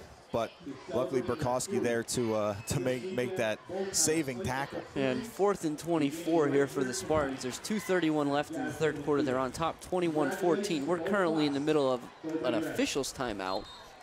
We'll see as the teams break the huddle, take a look and see what the Spartans, I should say, how the Red Tornadoes are going to attack this punt, perhaps maybe go after one of these, Dan. Yeah, I mean, as we talked about the miss coming down, two poor snaps on the Mount Carmel end for punts. Let's see if North Schuylkill has the same amount of trouble here. Again, it's 21 Rockwell back to punt. Burkowski and Widener back deep for the Red Tornadoes. Mount Carmel doesn't show blitz. They're going to stay back. It's a good snap and a good punt. Burkowski goes right to the fair catch. It'll be 1st and 10 Mount Carmel at the 34-yard line.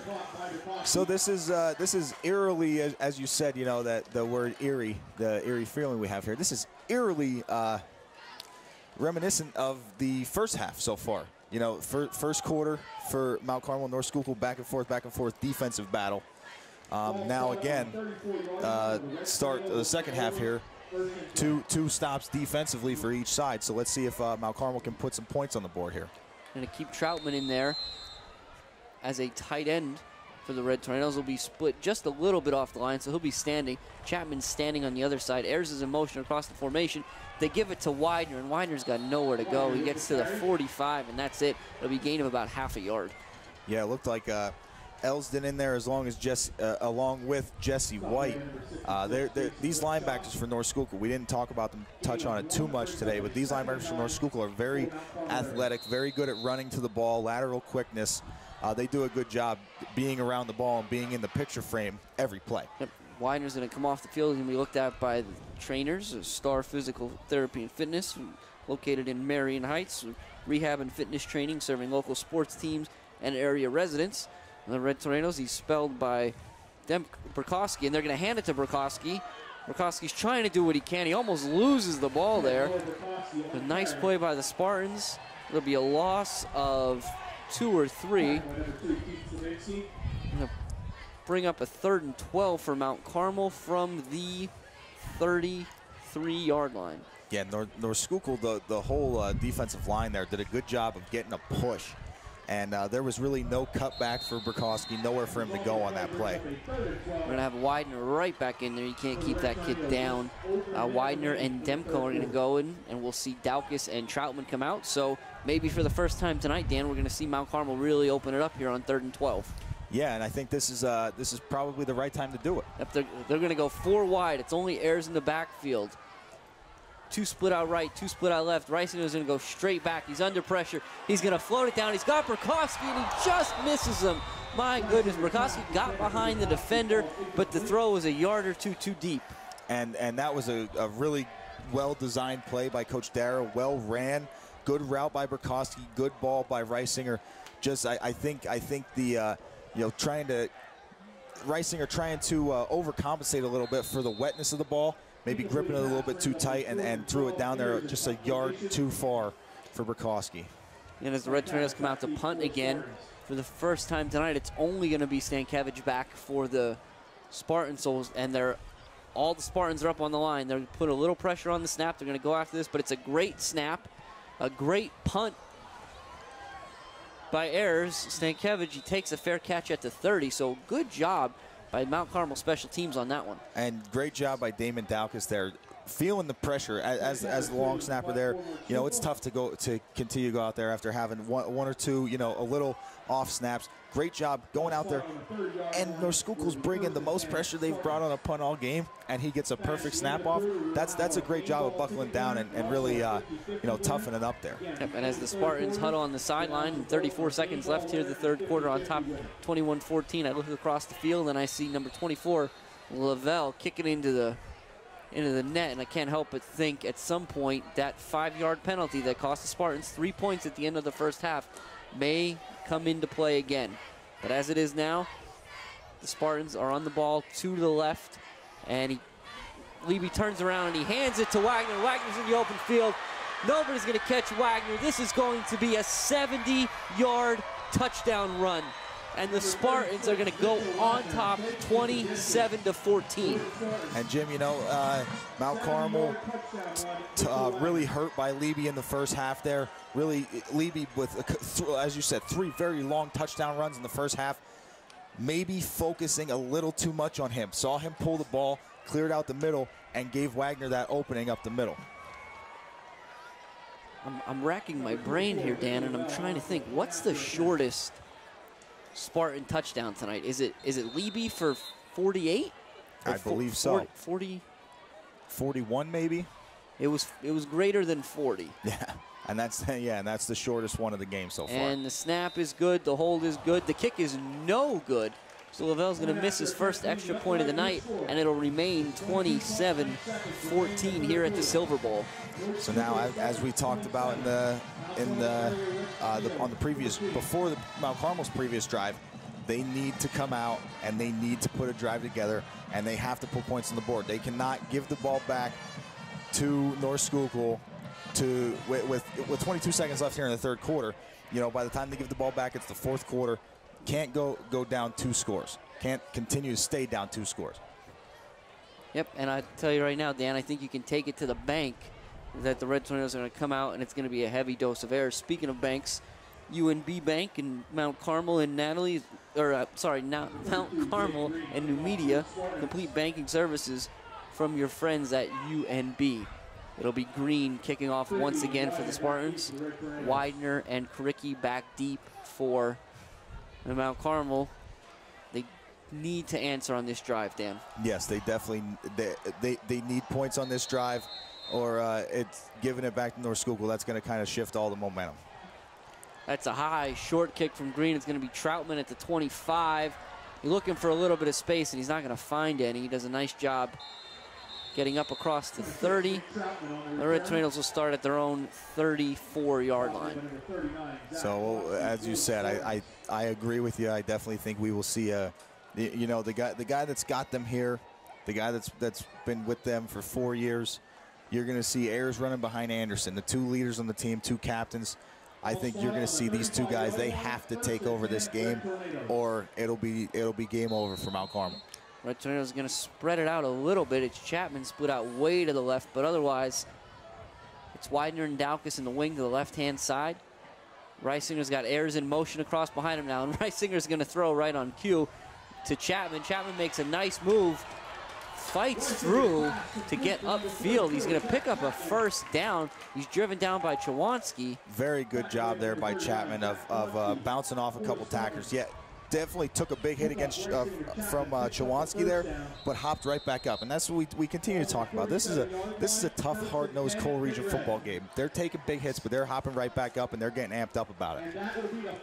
And as it's 1st and 10 from the 47, that's going to be the end of the third quarter, where the visiting Spartans are on top of the Red Tornadoes 27-14. So Dan, almost right on cue, we said, yep, Spartans scored again. Red Tornadoes are going to come out. We'll see Ayers. So, of course, they put the ball in the air. Right, and yeah, I don't know if I feel like Coach Dara might have a direct feed into what we're saying and likes to prove us wrong. I'm not sure about that, but somebody down on the field is like, you know what, let's make Jim and Dan up there look like they don't know what they're talking about. But I definitely think, you know, that was a very good change of pace. As we said, this is what Mount Carmel does to kind of change the pace of the game.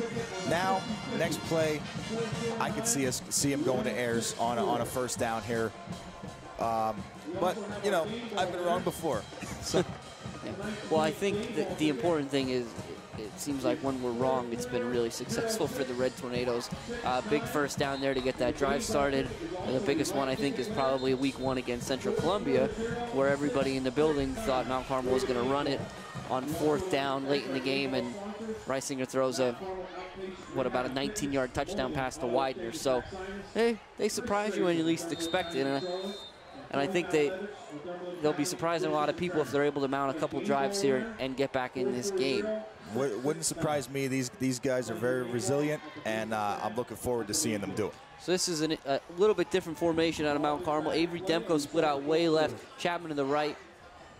Widener in motion now, and they're going to hand it to Widener. He's trying to get to the corner. There's not really any room. He's going to get really close to midfield, and he's driven out of bounds. It'll be 2nd and 7. Yeah, and as you said, you know, a little bit of different. These are the wrinkles that, you know, we talked about pregame that I kind of said I wasn't expecting to see. But I like the fact that Coach Dara is kind of switching things up a little bit. Sometimes that's what you need. You need a little change, little tweak, just to kind of throw off the defense a little bit. Send Daukus in. So for the Red Tornadoes, it's going to be Daukus and Widener in the wing. Ayers is going to be in the opposite wing, and Reisinger is going to take the snap and go straight back. It's a pump and go to Demko.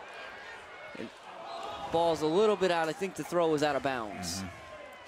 Yeah, it definitely looked like it was out of bounds. It's a tough coverage there by Leiby and number 19 Dylan Dietz for North Schuylkill, and it is beginning with this miss. There's a wind coming a little bit. That ball kind of got up in the air. It looked like the wind knocked it down a little bit on Reisinger. Yeah, and I think we've talked about this a couple times. The Red Tornadoes do have this play in their playbook. They like to go to it, and it's a credit to the offensive line because it's kind of a slow developing play. Yeah, but it seems like Reisinger always has time to step into those throws. So the same exact look for the Red Tornadoes. Receivers split out left and right, 3 guys in different wings, and Reisinger's going to go straight back again. And he's looking, throws across the middle to Chapman, and that ball is going to be intercepted in one of the craziest interceptions you're ever going to see. It's Rockwell, and he hit Chapman. Somehow the ball got to Chapman in the middle of 3 or 4 defenders. Chapman had it, took a shot. The ball popped up as Chapman went to the ground. He kicks the ball up in the air.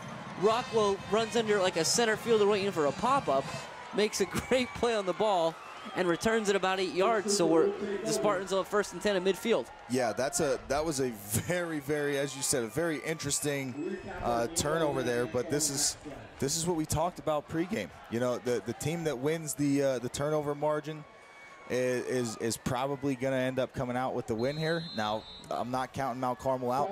These guys are tough. I like to see Mount Carmel with a big stop here, maybe force a turnover on their end. So Rockwell split out to the left for the Spartans. Otherwise, it's their pistol formation. And Leiby's going to turn, he's going to hand it, he's going to keep it, he's going to fake the handoff to Wagner, and Leiby's out across the 40-yard line again. A lot of room there for him. It'll be 1st and 10 Spartans at the 38. And Dan, the Spartans look to be getting a little bit stronger here as the game goes on. Yeah, they definitely do. And I mean, this is these rushing offenses. Mount Carmel's offense does the same thing. You know, they seem to get stronger throughout the game as they gain more momentum. But North Schuylkill continuing to hang on to that momentum, not giving it back to Mount Carmel. This time Leiby's going to go under center. Oh, back up again, back into the pistol. He's got Wagner behind him. And this time they are going to hand it to Wagner. Wagner's got nowhere to go. It'll be a nice play by the Red Tornadoes there. We'll see who's on the bottom of the pile. 57, Logan Wills once again having himself a terrific ball game. Yeah, Logan Wills coming from the defensive end spot continuously finds himself around the football. Does a very good job of being in the backfield but keeping his contain. Spartans have 2 receivers split out left. Going to be Rockwell and Dietz. Elsden is in there as well, number 40. He's going to serve as a de facto fullback in the wing. A lot of the ways the Red Tornadoes put him there. And it'll be Wagner behind Leiby in the pistol. And they're going to hand it to Wagner. But again, he's got nowhere to go. Another great play by 26, Nick Troutman. Yeah, good job by Troutman. Looked like he was coming on, as we talked about earlier, coming on a little run blitz there off the edge. Does a good job of shortening up his angle, getting to the ball carrier, and making a good tackle. So with 10:05 left in the 4th quarter and a 27-14 lead, the Spartans are facing a 3rd and 9 from the Red Tornado 37. It's going to look eerily similar. Dietz and Rockwell to the left. Split out right is 13, Stan Cabbage. Again, Elsden is in the wing to the right. Wagner is to Leiby's right. Now it's Dietz in motion. They're going to fake it to him. Leiby's going to go straight back. And he's got 3 guys in the area. 2 guys, check that, but it's incomplete. He had Stankiewicz and Elsden wide open down around the 10-yard line and just overthrew him. Yeah, as we talked about, you don't see North Schuylkill throw the ball a whole lot. So it seemed as though the Mount Carmel defense was surprised by that play. And as you said, Elsden and Stankiewicz were running wide open down the field. But luckily for Mount Carmel's sake, Leiby overthrew him. Yeah, coming into the game, Leiby only had 34 passing attempts in their first 4 games. But given a 2-touchdown lead here and 9:39 left, North Schuylkill opts to punt. Red Tornadoes will have only Widener back deep to receive Rockwell's punt. They go after it. Rockwell does a nice job getting it off. And it dies. My goodness, what a great punt. It died at the 4-yard line. Widener got out of the way, thinking, I'm inside the 10. I'm going to let this get in the end zone, which in 99.9% of the cases is the right decision. But it died at the 4. And as you see Widener, you know, walking back to the huddle kind of with his hands out, say, oh, you know, what was I supposed to do? Yep. What was my best option there? That's, as you said, that's a very tough play. He did what he was supposed to do by inside the 10, letting that ball go, but just a very good punt. So it'll be 1st and 10 for the Red Tornadoes from their own 4. See how the Red Tornadoes come out here. We got Chapman split out way to the right, Avery split out to the left. Reisinger goes to the hard count. Mount Carmel trying to pick up a quick 5 yards to get out of the end zone. They're not going to do it. Reisinger goes straight back. It's a hard curl to Demko. Nice play. It'll be out to the 9-yard line. 2nd and 5. Yeah, now Mount Carmel needs to get a couple first downs here. Just get themselves into a little bit of a better field position here, just to kind of be able to go back to what works. Right now, they're kind of playing with their backs against the wall. They got to do some stuff that is a little uncomfortable just to get out of here. Yep, 9 minutes left on the clock again. More than enough time for Mount Carmel to get a score, a stop, and a score. But it starts right here. 2nd and 5. They hand it to Widener, and Widener's got nowhere to go. He's going to be driven back. Forward progress will say he gained about half a yard. It's going to be 3rd and 4 from the 10. And this is a big 3rd down for Mount Carmel and for North Schuylkill. Mount Carmel really, really needs to move the chains here. North Schuylkill if they can get a stop, they will seize that momentum and continue to grow stronger, I believe. The Red Tornadoes continuously have Chapman split out to the wide side of the field, often on an island against Rockwell. So be curious to see if Coach Dara has anything dialed up. But this time they go 4 wide, and Reisinger goes straight back. He's always looking to his left. It's a great pitch and catch to Burkowski. He does an amazing job to make the catch stay in bounds, and it's a Red Tornado first down. And that is exactly what Mount Carmel needed there. As you said, I think that they're trying to see something here with splitting Chapman out wide against Rockwell, and I do believe we're going to see them go to that at some point here in the very near future. But great job there of getting a quick, easy completion to Burkowski and a quick first down, kind of get them off their 4 wide again for the Red Tornadoes. It's Troutman and Chapman to one side, and Reisinger's going to go straight back again. It's that same look. This time it looks like it's going to be Karicki on the reception. Oh, check that. There was a 4 along with that one, so that's Demko. He does make the catch. It'll be 2nd and 5 from the 15. Yeah, and 2nd and 5 from the 20. Apologies. But I like it. If it's working, stick with it. Dink and dunk all the way down the field if we can. Once again, 4 wide. Reisinger's going to take the snap, and he goes straight back. He's looking to his left.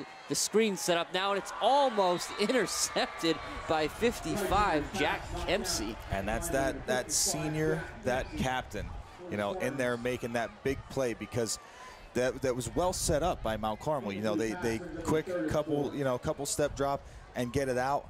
And now Reisinger with the long drop. Maybe the defensive line gets a little excited, gets in there. But good job by Kempsey, because it looked like if that ball got to Widener, he had some room. Yeah, another big play here for the Red Tornadoes. 3rd and 4 on the 20. Down 13 with 7:48 left. Reisinger, it's a far out to number 44, Jack Chapman. And Chapman's going to pick up the first down. But my goodness, that ball had to travel, Dan. That's from the left hash almost to the right sideline. Yeah, I'm interested. I think I understand the reasoning of splitting Chapman out so far to kind of pull one defender out of the play, but that's a very, very long, tough throw for Reisinger to make. Red Tornadoes getting the play from the sideline. Now it's Demko split out to the wide side. Burkowski's going to join him. Troutman and Chapman to the short side. And Reisinger dropping again. He's going to put his foot in the ground, and he's going to throw it, and he's looking for Widener, and oh my goodness, it's incomplete. There was blanket coverage by 21 Rockwell. 19 Dietz was there as well. But give Reisinger credit, he gave Widener a chance. Yeah, did a good job stepping up in the pocket, keeping his eyes downfield, found a guy, and almost was able to throw him open. But as you said, Rockwell and Dietz, very, very good coverage there. Didn't give Widener a chance. 2nd and 10 from the 28, the Red Tornadoes. This looks a little closer to what they've done, but still Twins left. Ayers goes in motion across the formation, and it's going to be a hard out again to Chapman, but it's only going to pick up a few yards to be across the 30 to the 32. It'll be a gain of 4, so it'll be 3rd and 6 for Mount Carmel as the clock ticks towards 7 minutes left in this one. Yeah, the dink and dunk works for a little bit here, but as you said, as the clock continues to tick, need to start throwing the ball downfield. Mount Carmel back on the ball again, same formation to the other side. Reisinger rolls out, it's the same play. This one looks like it was tipped, I think, by 33. Jesse White, right at the line of scrimmage, never really had a chance of being complete. So now Mount Carmel's in the unenviable position of being down 13 and also facing a 4th and 6 from your own 32. Yeah, this is a very tough spot here. Interested to see what Coach Dara dials up. Reisinger having to throw the ball a lot more than he is used to. Sure. It looks like it's somewhat starting to wear on him. We'll see what Mount Carmel goes with. They're going to go to the bread and butter on 4th and 6. It's back to the traditional shotgun double wing. Ayers is in motion. Reisinger is going to roll out. Now he's got a few receivers in the area, but it's a tough play. What an amazing catch by 28 Shane Widener. He makes the catch, the first down. The Red Tornadoes are still alive. My goodness, Dan. And you know, that was a very, as I saw that ball leave Reisinger's hand, I'm thinking to myself, why is he going to Widener? It looks like Chapman's running free down the field. but Widener, with the spectacular catch on the sideline, toe drag. He drug his toe. Yeah, they call that in the NFL the toe drag swag. That's what I like to see. Well, it's a 1st and 10 for Mount Carmel, still moving here on their own 47-yard line. See if that play gets them going. Similar look out of Mount Carmel. Ayers is in motion. It's a low snap. Reisinger does a nice job picking it up. He's evading the pocket. He throws it into the middle of nowhere. So it's incomplete. He was looking for Hood, but was a little bit closer to Chowanowski. Yeah, and good job kind of handling that low snap, getting away from the pressure, and great job by Ayers in the backfield, picking up the guy chasing Ayers down from chasing Reisinger down from the backside. But I think you can live with that. You know, you can live with that. That ball's not picked off. There's no fumble, no loss of yardage, and the clock stops. 2nd and 10 for Mount Carmel. They're going to stay tight. They've got Chapman and the Hood split out just a few yards off the tackle. It's going to be Reisinger who takes the snap and he rolls out left. He's got Daukus out of the backfield, but Daukus doesn't have anywhere to go. Leiby and Chowanowski are over there. Let's tackle him at the 49. They'll give him the 50, say gain of 3. So it's 3rd and 7. And again, Mount Carmel in a tough spot, Dan. Yeah, definitely an enviable spot for Mount Carmel. I'm assuming we're going to see Reisinger go to the air again. Hopefully they can come down with another spectacular throw and catch here like they did on the previous 4th down. Same formation. Two in the slot to the right. Demko comes across the formation in motion. Reisinger's going to step up in the pocket, and he's got a jump throw to Demko across the field, and it's incomplete. He missed him high. And so now, once again, Mount Carmel facing a 4th and fairly long, given the way their offense is built, 4th and 7 from midfield. Yeah, as we said, another 4th and long here. It's tough. It is very tough. It wears on an offense to continue to be put in these tough spots. So right off the bat, the Red Tornadoes are going to split out Chapman to the right, as we've seen often. He's got this single coverage out here. Otherwise, they're going to be very tight. Daukus and Widener in the slot. Hood to the left, and Ayers is also in the backfield to Reisinger's left. We're going to get an official timeout. Not quite sure what we're working on here. Official timeout. Yeah, not sure what the discussion is about. There's a little bit of conversation going on near the Red Tornado sideline. Not sure exactly what's happening. They're not looking to reset the play clock. There's not a sideline warning coming. No, this was a kind of baffling official timeout there. Whatever it is, we're back here. We're going to play. The clock's going to start again. Play clock, that is. It'll be 14 and counting. Reisinger goes straight back, and he throws a laser into the ground in front of Chapman, and that's going to turn it over on downs. He was under a lot of pressure, and that play never really had a chance for Mount Carmel. So now the pressure swings to the defense. Yeah, and Mount Carmel has done a lot, you know, especially week 1. You know, you go back week 1, there's a few other instances where, you know, Mount Carmel really had to kind of lean on the defense to come up with some big stops, and they got it done. So here again, leaning on the defense, need a turnover, need a big stop, need them to not allow North Schuylkill to run too much time off the clock here. We saw a play earlier where, while it may have been a second or two late, Hood did come up with the ball on one of the Spartan runs, so let's see if they do anything else with that. In this case, Leiby's going to keep it himself, and he's around the corner, and he's going to step out of bounds. There's a flag on that side of the play, on the far side to where we are. Looks like officials indicating it's going to be a hold against the Spartans. Yeah, and you're seeing a lot of that out in front of Leiby when he gets around the edge there. Few times now he's had some open space outside, but been called back for holding penalties. So that gain of 5 is going to turn into a loss of 5 with the 10-yard holding penalty. But the one thing here, Dan, is even a holding penalty like that, it doesn't put time back on the clock. Right. That's very true, and that's unfortunate for Mount Carmel, but they are defensively, the ball's moving in the right direction at least. The Spartans sticking with Wagner behind Leiby. Elsden is in the wing to the left. And they're going to hand it to Wagner, and he's up the middle, and he's got a little bit of space. He puts his head down. He runs through one red tornado. He runs through another, and he's very close to the line to gain already. He's going to pick up about 14. He'll be all the way out to the 41-yard line, where it'll be 2nd and 1. And as you see, Shane Widener there really not going for the tackle, kind of looking to hold Wagner up and strip the ball, which unfortunately allowed Wagner to get a few extra yards.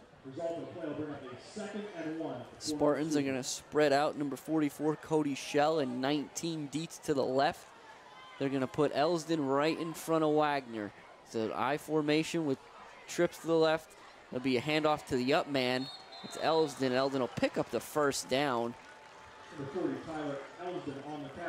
And that'll keep the clock moving. Yeah. And Mount Carmel starting to that defense starting to look like they're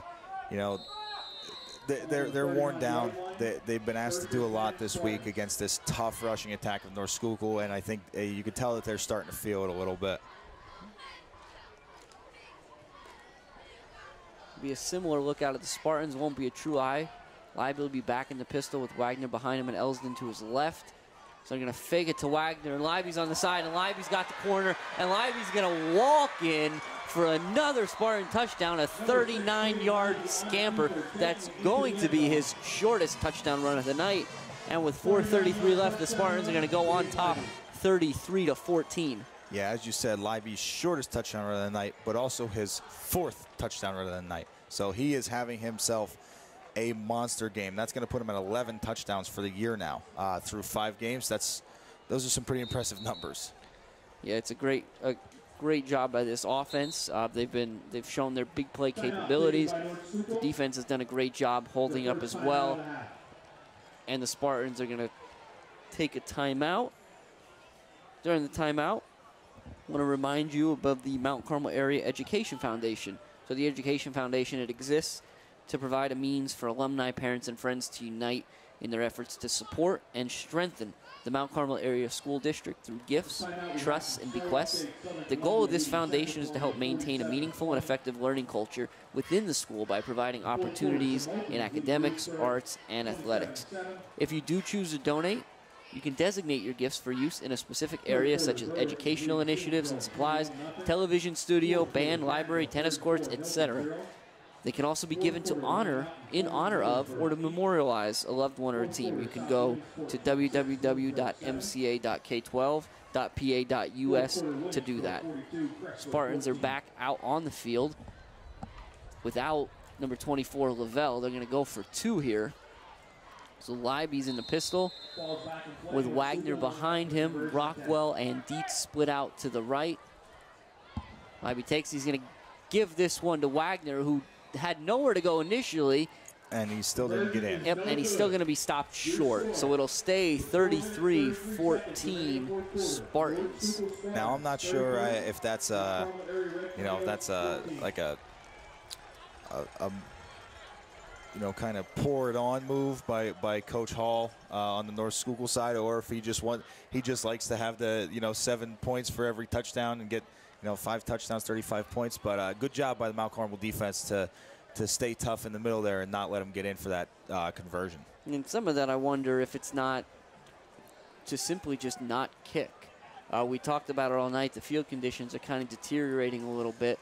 And if you don't ask Lavelle to kick, you don't worry about him missing his plant foot, anything like that. You kind of stick with the team that got you this far and let Leiby and Wagner try to finish off a drive. And, Jim, that's why you're the brains of this crew here. I didn't even think about that situation. We'll see what the Spartans want to do here with this kick if they let Green send it deep again. Mount Carmel, Cricky, and Widener.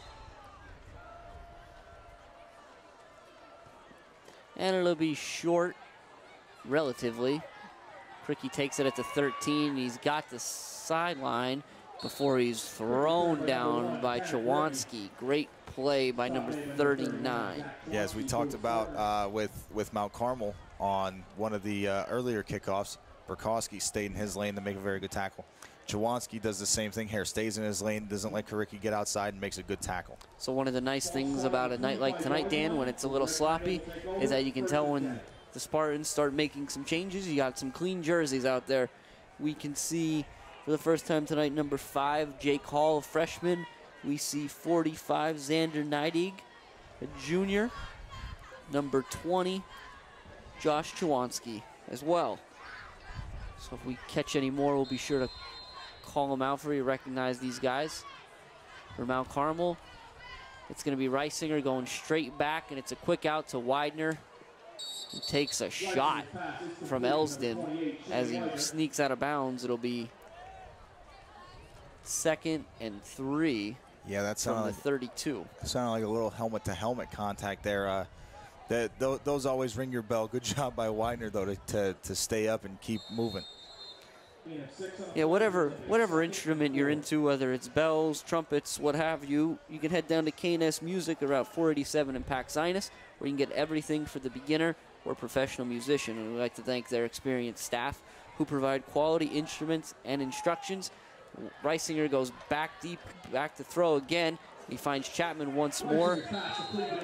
Chapman makes the reception in the middle of the field. He's around the 41-yard line, so it'll be a first down for Mount Carmel.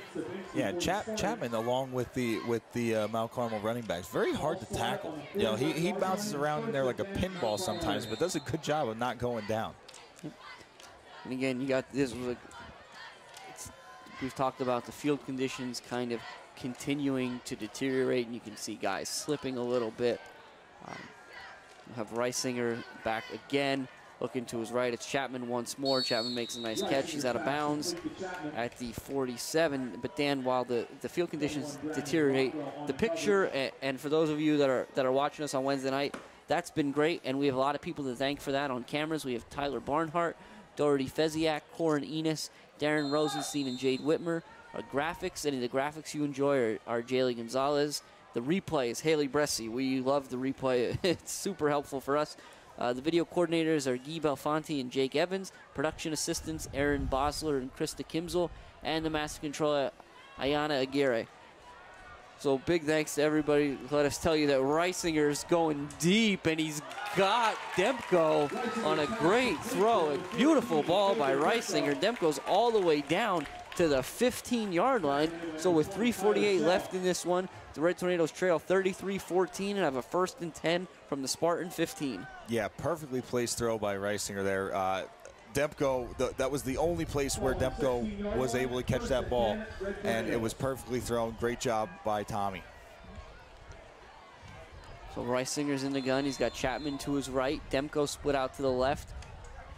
Daukus and Widener in the wing to the right, Ayers to the left. Reisinger's going to take the snap and roll out. Puts his foot in the ground and tries to throw it over the top to Chapman. It's incomplete. You know, and as you said earlier, Jim, this team for this TV studio here does a fantastic job.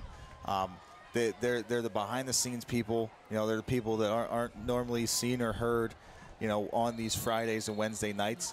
But we couldn't do it without them. You know, you and I wouldn't be able to be out here and calling football like we love to do if it weren't for them. Red Tornadoes back at it again, 2nd and 10 from the 15. Reisinger takes a snap, goes straight back. Now he's rolling out. He's under a lot of pressure. He's just going to fire it, looking for Widener, and he almost had him. It's incomplete. There wasn't a whole lot of room for Widener to operate there, but he makes a great effort. Yeah, Reisinger under a lot of pressure from Jesse White and Xander Neidig there. Lots of pressure, chasing him down. Reisinger does a good job of just not getting hit on that play, and also delivered a pretty good ball that, you know, unfortunately was a little low and outside, and Widener wasn't able to handle it. But good job, Reisinger, not taking the sack there. There's a nice job there by 66 Jason Lipshaw for the Spartans as well, chasing that play all the way across the field. Now Carmel comes out again. Chapman split out way to the right. It's just he and Rockwell they're in their own zip code at this point. Reisinger's going to go straight back, and he's looking to his left. Now he's under a lot of pressure. He does a nice job moving up, but 45 Neidig never gave up on the play, and he drags Reisinger down all the way back at the 25. Yeah, and coming from Reisinger's blind side there, you know, Reisinger did a good job, made 3-4 defenders miss, and you know, planted to throw that ball down the field, as he wasn't afforded the opportunity to on the last play, and wasn't afforded the opportunity to do it this play either. As soon as he planted, took a big hit from Knighty from the backside. The Red Tornadoes are going to take a timeout with 2:59 left, trailing 33-13 on this Friday night in September. Again, it's Friday night for us. So if you're listening now, tomorrow's Saturday. And on Saturday, every Saturday from 8 to 2 at Route 61 and 54 near Atlas, you can head down to the Mount Carmel Farmers Market, where they have over 50 local vendors. Again, that's open every Saturday. So Dan, I think we got a lot of information tonight, right? We saw a lot of different things. Number one, I got excited for the North Schuylkill for the Spartans game next week and the week after. Absolutely. Again, the Red Tornadoes here, 2:59 left, facing a 4th and 18 from their own 26 after that sack. They want to try to get something in here to get some momentum. But in the event that they're not able to, the Spartans can kind of hang their hats on the fact that, yeah, they gave up 14 points tonight, but they gave them all up in the second quarter. Yeah. So in 12 quarters of football so far this month, they've only allowed points in one of them. Yeah, and that is a pretty impressive feat for the Spartans. So that's definitely something for them to hang their hat on. The Red Tornadoes are out in the same formation they've employed for most of this fourth quarter. And Reisinger is going to go straight back. He's looking to the left. Now he's back to the right. He throws a 50-50 ball to Chapman, and he caught it. My goodness, what a catch by Jack Chapman. It couldn't have been covered any better by Rockwell, who, again, they've been kind of going at this all night. And certainly number 5, Jake Hall's in there. So, again, I think we'll let Coach Darren and the guys know. We'll talk more and more about them not scoring late in games, and hopefully we get some points on the board for Mount Carmel. Right, and I have to say, Jim, that play, the way that Chapman went up for that ball and the way that he kind of backpedaled for that ball, it made me think of, I think it was last year or 2 years ago in the NFL when Aaron Rodgers threw that Hail Mary pass to win the game against the Lions. and Richard Rodgers just backed up into the end zone and caught that ball. And that was, it was impressive. It was a very good job by Chapman just to handle that ball. It's a good snap and a good hold by Demko. Stellar drives it through the goalpost. So with 2 minutes and 52 seconds left, we're not quite over yet. The Red Tornadoes turned it back into a 2-score game. They trailed the Spartans 33-21. And now we know that Chapman has the leg to drive the ball downfield as a kickoff kicker. I'm interested to see if he's got the ability to kick an onside here, or how they go about going after this kick. Yeah, it's interesting because a lot of teams have different approaches to the onside kick. I mean, you think the stereotypical is you kick it directly into the ground, hope it takes 2 little bounces and then a big hop that you can go in and turn it into a jump ball situation. But you also see times where the kicker will kind of nib it a little bit and try to run beside it for 10 yards, or you have the 10-yard just a little pop, and you try to get your defender, your kick coverage team down there to almost make a fair catch. And I believe we saw Julian Stellar do one of those onside kicks here where he just kind of tapped it and tried to follow it down and hop on it after 10 yards. Unsuccessful. But North Schuylkill definitely prepared for it. It looks like they got their hands team on the field here. Yeah, the Red Tornadoes, Chapman's going to stay out there to kick. Now, they're not necessarily bunched up too much from Mount Carmel. They're not picking one side or the other. They're largely inside the numbers, but no more on one side or the other. So Chapman, he does his best, but that's not quite going to get 10 yards. It might. The officials are they're not immediately saying that this was illegally touched by the Red Tornadoes. There was a lot of chaos going on in there. The Red Tornadoes are excited. They think they've got it. Yeah, we almost lost the ball with all the red jerseys circling the ball. And the officials come up and they're going to call it for the Spartans. So we'll try to see who's the last one up off the pile there. That's going to be 32, Jake Green, the name we've said a lot tonight. So a great job by the Spartans amid the chaos to come up with that football. Yeah, and Mount Carmel did not. The Mount Carmel players did not seem very happy. No. About that might have been one of those situations where there was a little struggle for the ball at the bottom of a pile, and the person who had initial possession did not come out with it. Which, I mean, it happens, and that's the kind of stuff that happens at the bottom of those piles. So again, 2:52 remaining here in this one. The Spartans up 33-21 and have the ball 1st and 10 from the Red Tornado 49-yard line. It's going to be Lively. He's got Elsden and Wagner straight behind him, and they're going to give it to the up man. It's Elsden. Elsden will pick up about 2.5, give him 3 for his troubles, and they're just looking to keep that clock moving. But the Red Tornadoes are going to call their 2nd timeout of the 1st half. Yeah, and Coach Dara not giving up on this game. Neither are we. Mount Carmel has a very quick strike ability when it comes to their offense. Even though they put together some very long drives, they have the quick strike ability, a lot of weapons on their team. We're not counting this one over yet. No, and if you think about the last few drives that the Red Tornadoes have had to try to stay in this one, it's been almost entirely Reisinger.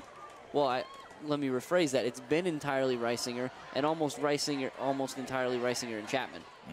Yep, Reisinger and Chapman. Now, they had the big completion on the last drive to Demko to get them down there, but they do continue to go to Chapman, as you said, the leading receiver. And with the big target, big strong guy like Chapman, why wouldn't Reisinger continue to go to him? Coach Dara getting a few extra words in there in the timeout as both teams break. The Spartans come out. We're going to have Dietz split out to the left. They'll be in the pistol. Leiby's got Elsden in the wing to the right. And he's going to roll out. It's going to be a keeper, and he's across midfield, there across the 45, very close to a 1st down. It'll be 3rd and 1 from the 41-yard line. So this, I like the decision by Coach Dara here. Don't use your timeout now, because if they do get a 1st down, then you've almost wasted it. So try and get the stop on 3rd and 1, force them into a 4th down, and then use your timeout. Well, I'm interested to see. I think we're going to see probably 8, 9 guys up on the line of scrimmage here from Mount Carmel. It's Chawanski in there. He's behind Elsden, and they're lined up in the eye behind Leiby. Dietz is split out wide to the right, but otherwise everybody's within about 5 yards of the ball. They're going to give it to Elsden, and he's got the 1st down, and he's working. The Red Tornadoes do their best to rip the ball away, but they're not going to be able to do it.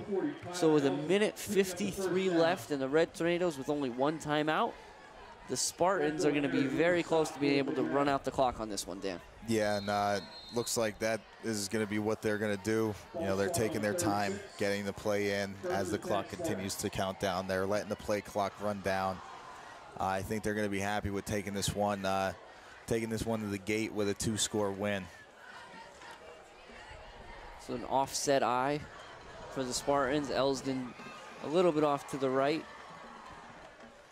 Leiby's going to hand it to Chawanski, and he'll be hit hard at the line of scrimmage, but will stay well in bounds and hang on to the football. The Red Tornadoes will take their final timeout with 1:21 left in this one. Yeah, and Mount Carmel continuing to rip at that ball. You saw Chapman deliver a pretty big hit there around the line of scrimmage, but then also try to pull the ball away from Chawanski. But as you said, it seems like North Schuylkill knows that Mount Carmel is going to be going for the ball, and they're very, very worried about ball security right now. They're holding on to the ball and holding it tight. When it comes to knowing things, Dan, anybody who knows anything about Mount Carmel knows that if you need customized printing and embroidery on anything, including uniforms for businesses, sports teams, and organizations, you head up to Academy Sports Center in Mount Carmel. It's up on Oak Street. Academy Sports Center is a staple of Mount Carmel, always providing quality goods and services. Spartans come back out this time. They'll split out Rockwell and Dietz to the left. Leiby's in his pistol formation with Wagner behind him and Elsden in an offset to the left.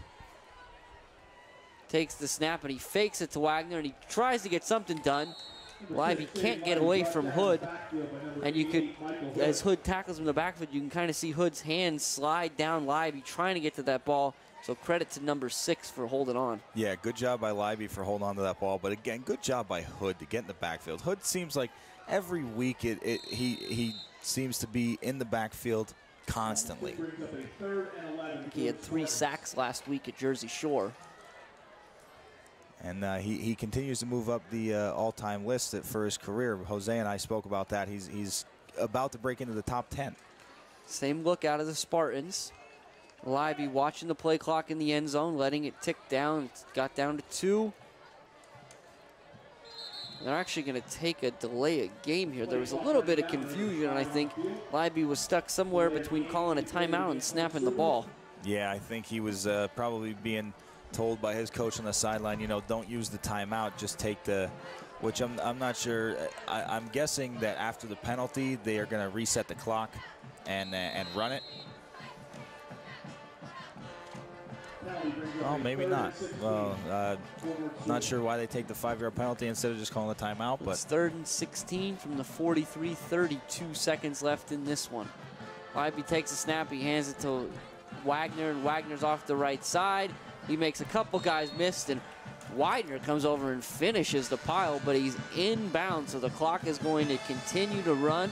And with the Red Tornadoes out of timeouts and the ball having not been set, as we tick down to 10 seconds here, the North Schuylkill Spartans, the still undefeated North Schuylkill Spartans, have come into the Silver Bowl and beaten a very strong, very gritty, very talented Red Tornado team, 33-21. yeah, this is a really tough loss for Mount Carmel here. As you said, this is a very gritty, very tough team. But North Schuylkill's running game, big plays. I mean, 5 big plays were the 5 touchdowns for North Schuylkill. You know, and I'm sure if I talk to Coach Dara at any point this week, or you talk to Coach Dara at any point this week, he's going to say, if you can give me those 5 plays back, we win that game. And that is absolutely true. So Mount Carmel should not hang their heads. They put together some very long and very good drives against a very, very tough North Schuylkill defense. And that's something that they should take to the bank and be happy about for this week. You know, one of those things that you want to kind of just hang your hat on and build from that for next week. And as our friend and colleague Jose gets himself set up on the sidelines, the Red Tornadoes are in a position where we know they've given up probably at least 200, probably upwards of 220 yards rushing to Lively alone. And I think regardless of how talented you are and what you can do on the offensive side, if you're giving up 200 yards and 5 touchdowns on the ground, you're going to have a tough time coming out victorious. So unfortunately for Mount Carmel, they're on the wrong side of this one tonight. But again, it's a long season, Dan. Yeah, and you know, we spoke about it pregame, and normally we talked about how the team that, well, I did, at least on my end, the team that won the time of possession was going to win this game, and that ended up not being the case. You know, Mount Carmel definitely hung onto the ball a little bit more than North Schuylkill, but it was the big play capability of Lively. And it looks like Jose's ready for us. So, Jose, it's Hi, good guys. to talk to you again. Wish the circumstances were a little bit better, but Yeah. what do you have for us, sir? Yeah, I wish they were different. You can hear me okay? Yes, sir. Yes, sir. All right, for North Schuylkill, 36 rushes, 387 yards, 405 passing for 51 total offense of 138 yards, and obviously the 33 points. Mount Carmel, 41 rushes for 257, 16 of 30 passing for 171, total offense of 428, and 21 first downs, and obviously the second half at 1.18 consecutive passes. You know, and then a sack in between, and then a couple more.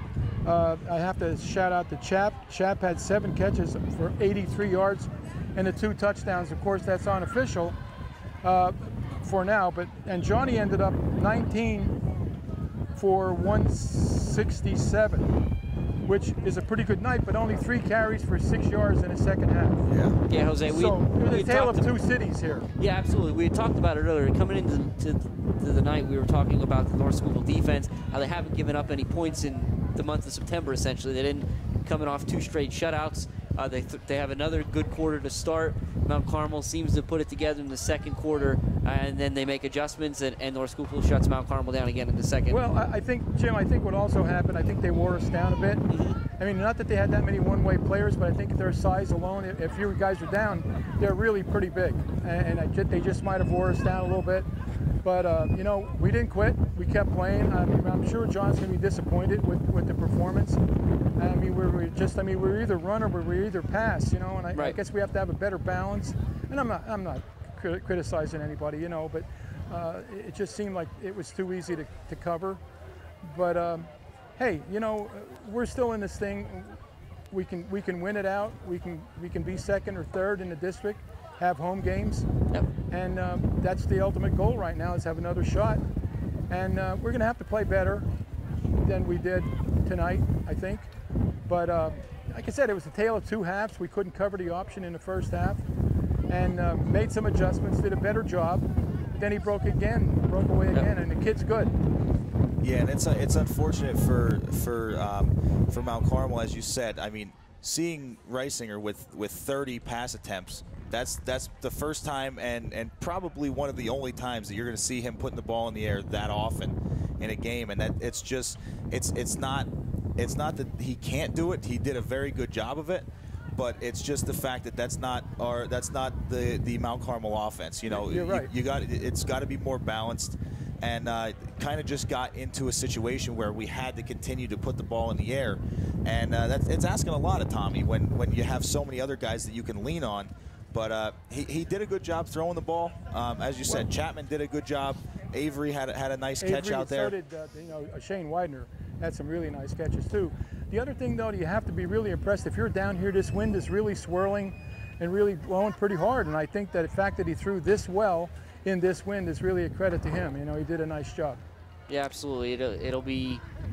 There are a lot of positives to take away from today. Of course, you know, you want to come out and get the win in these situations always.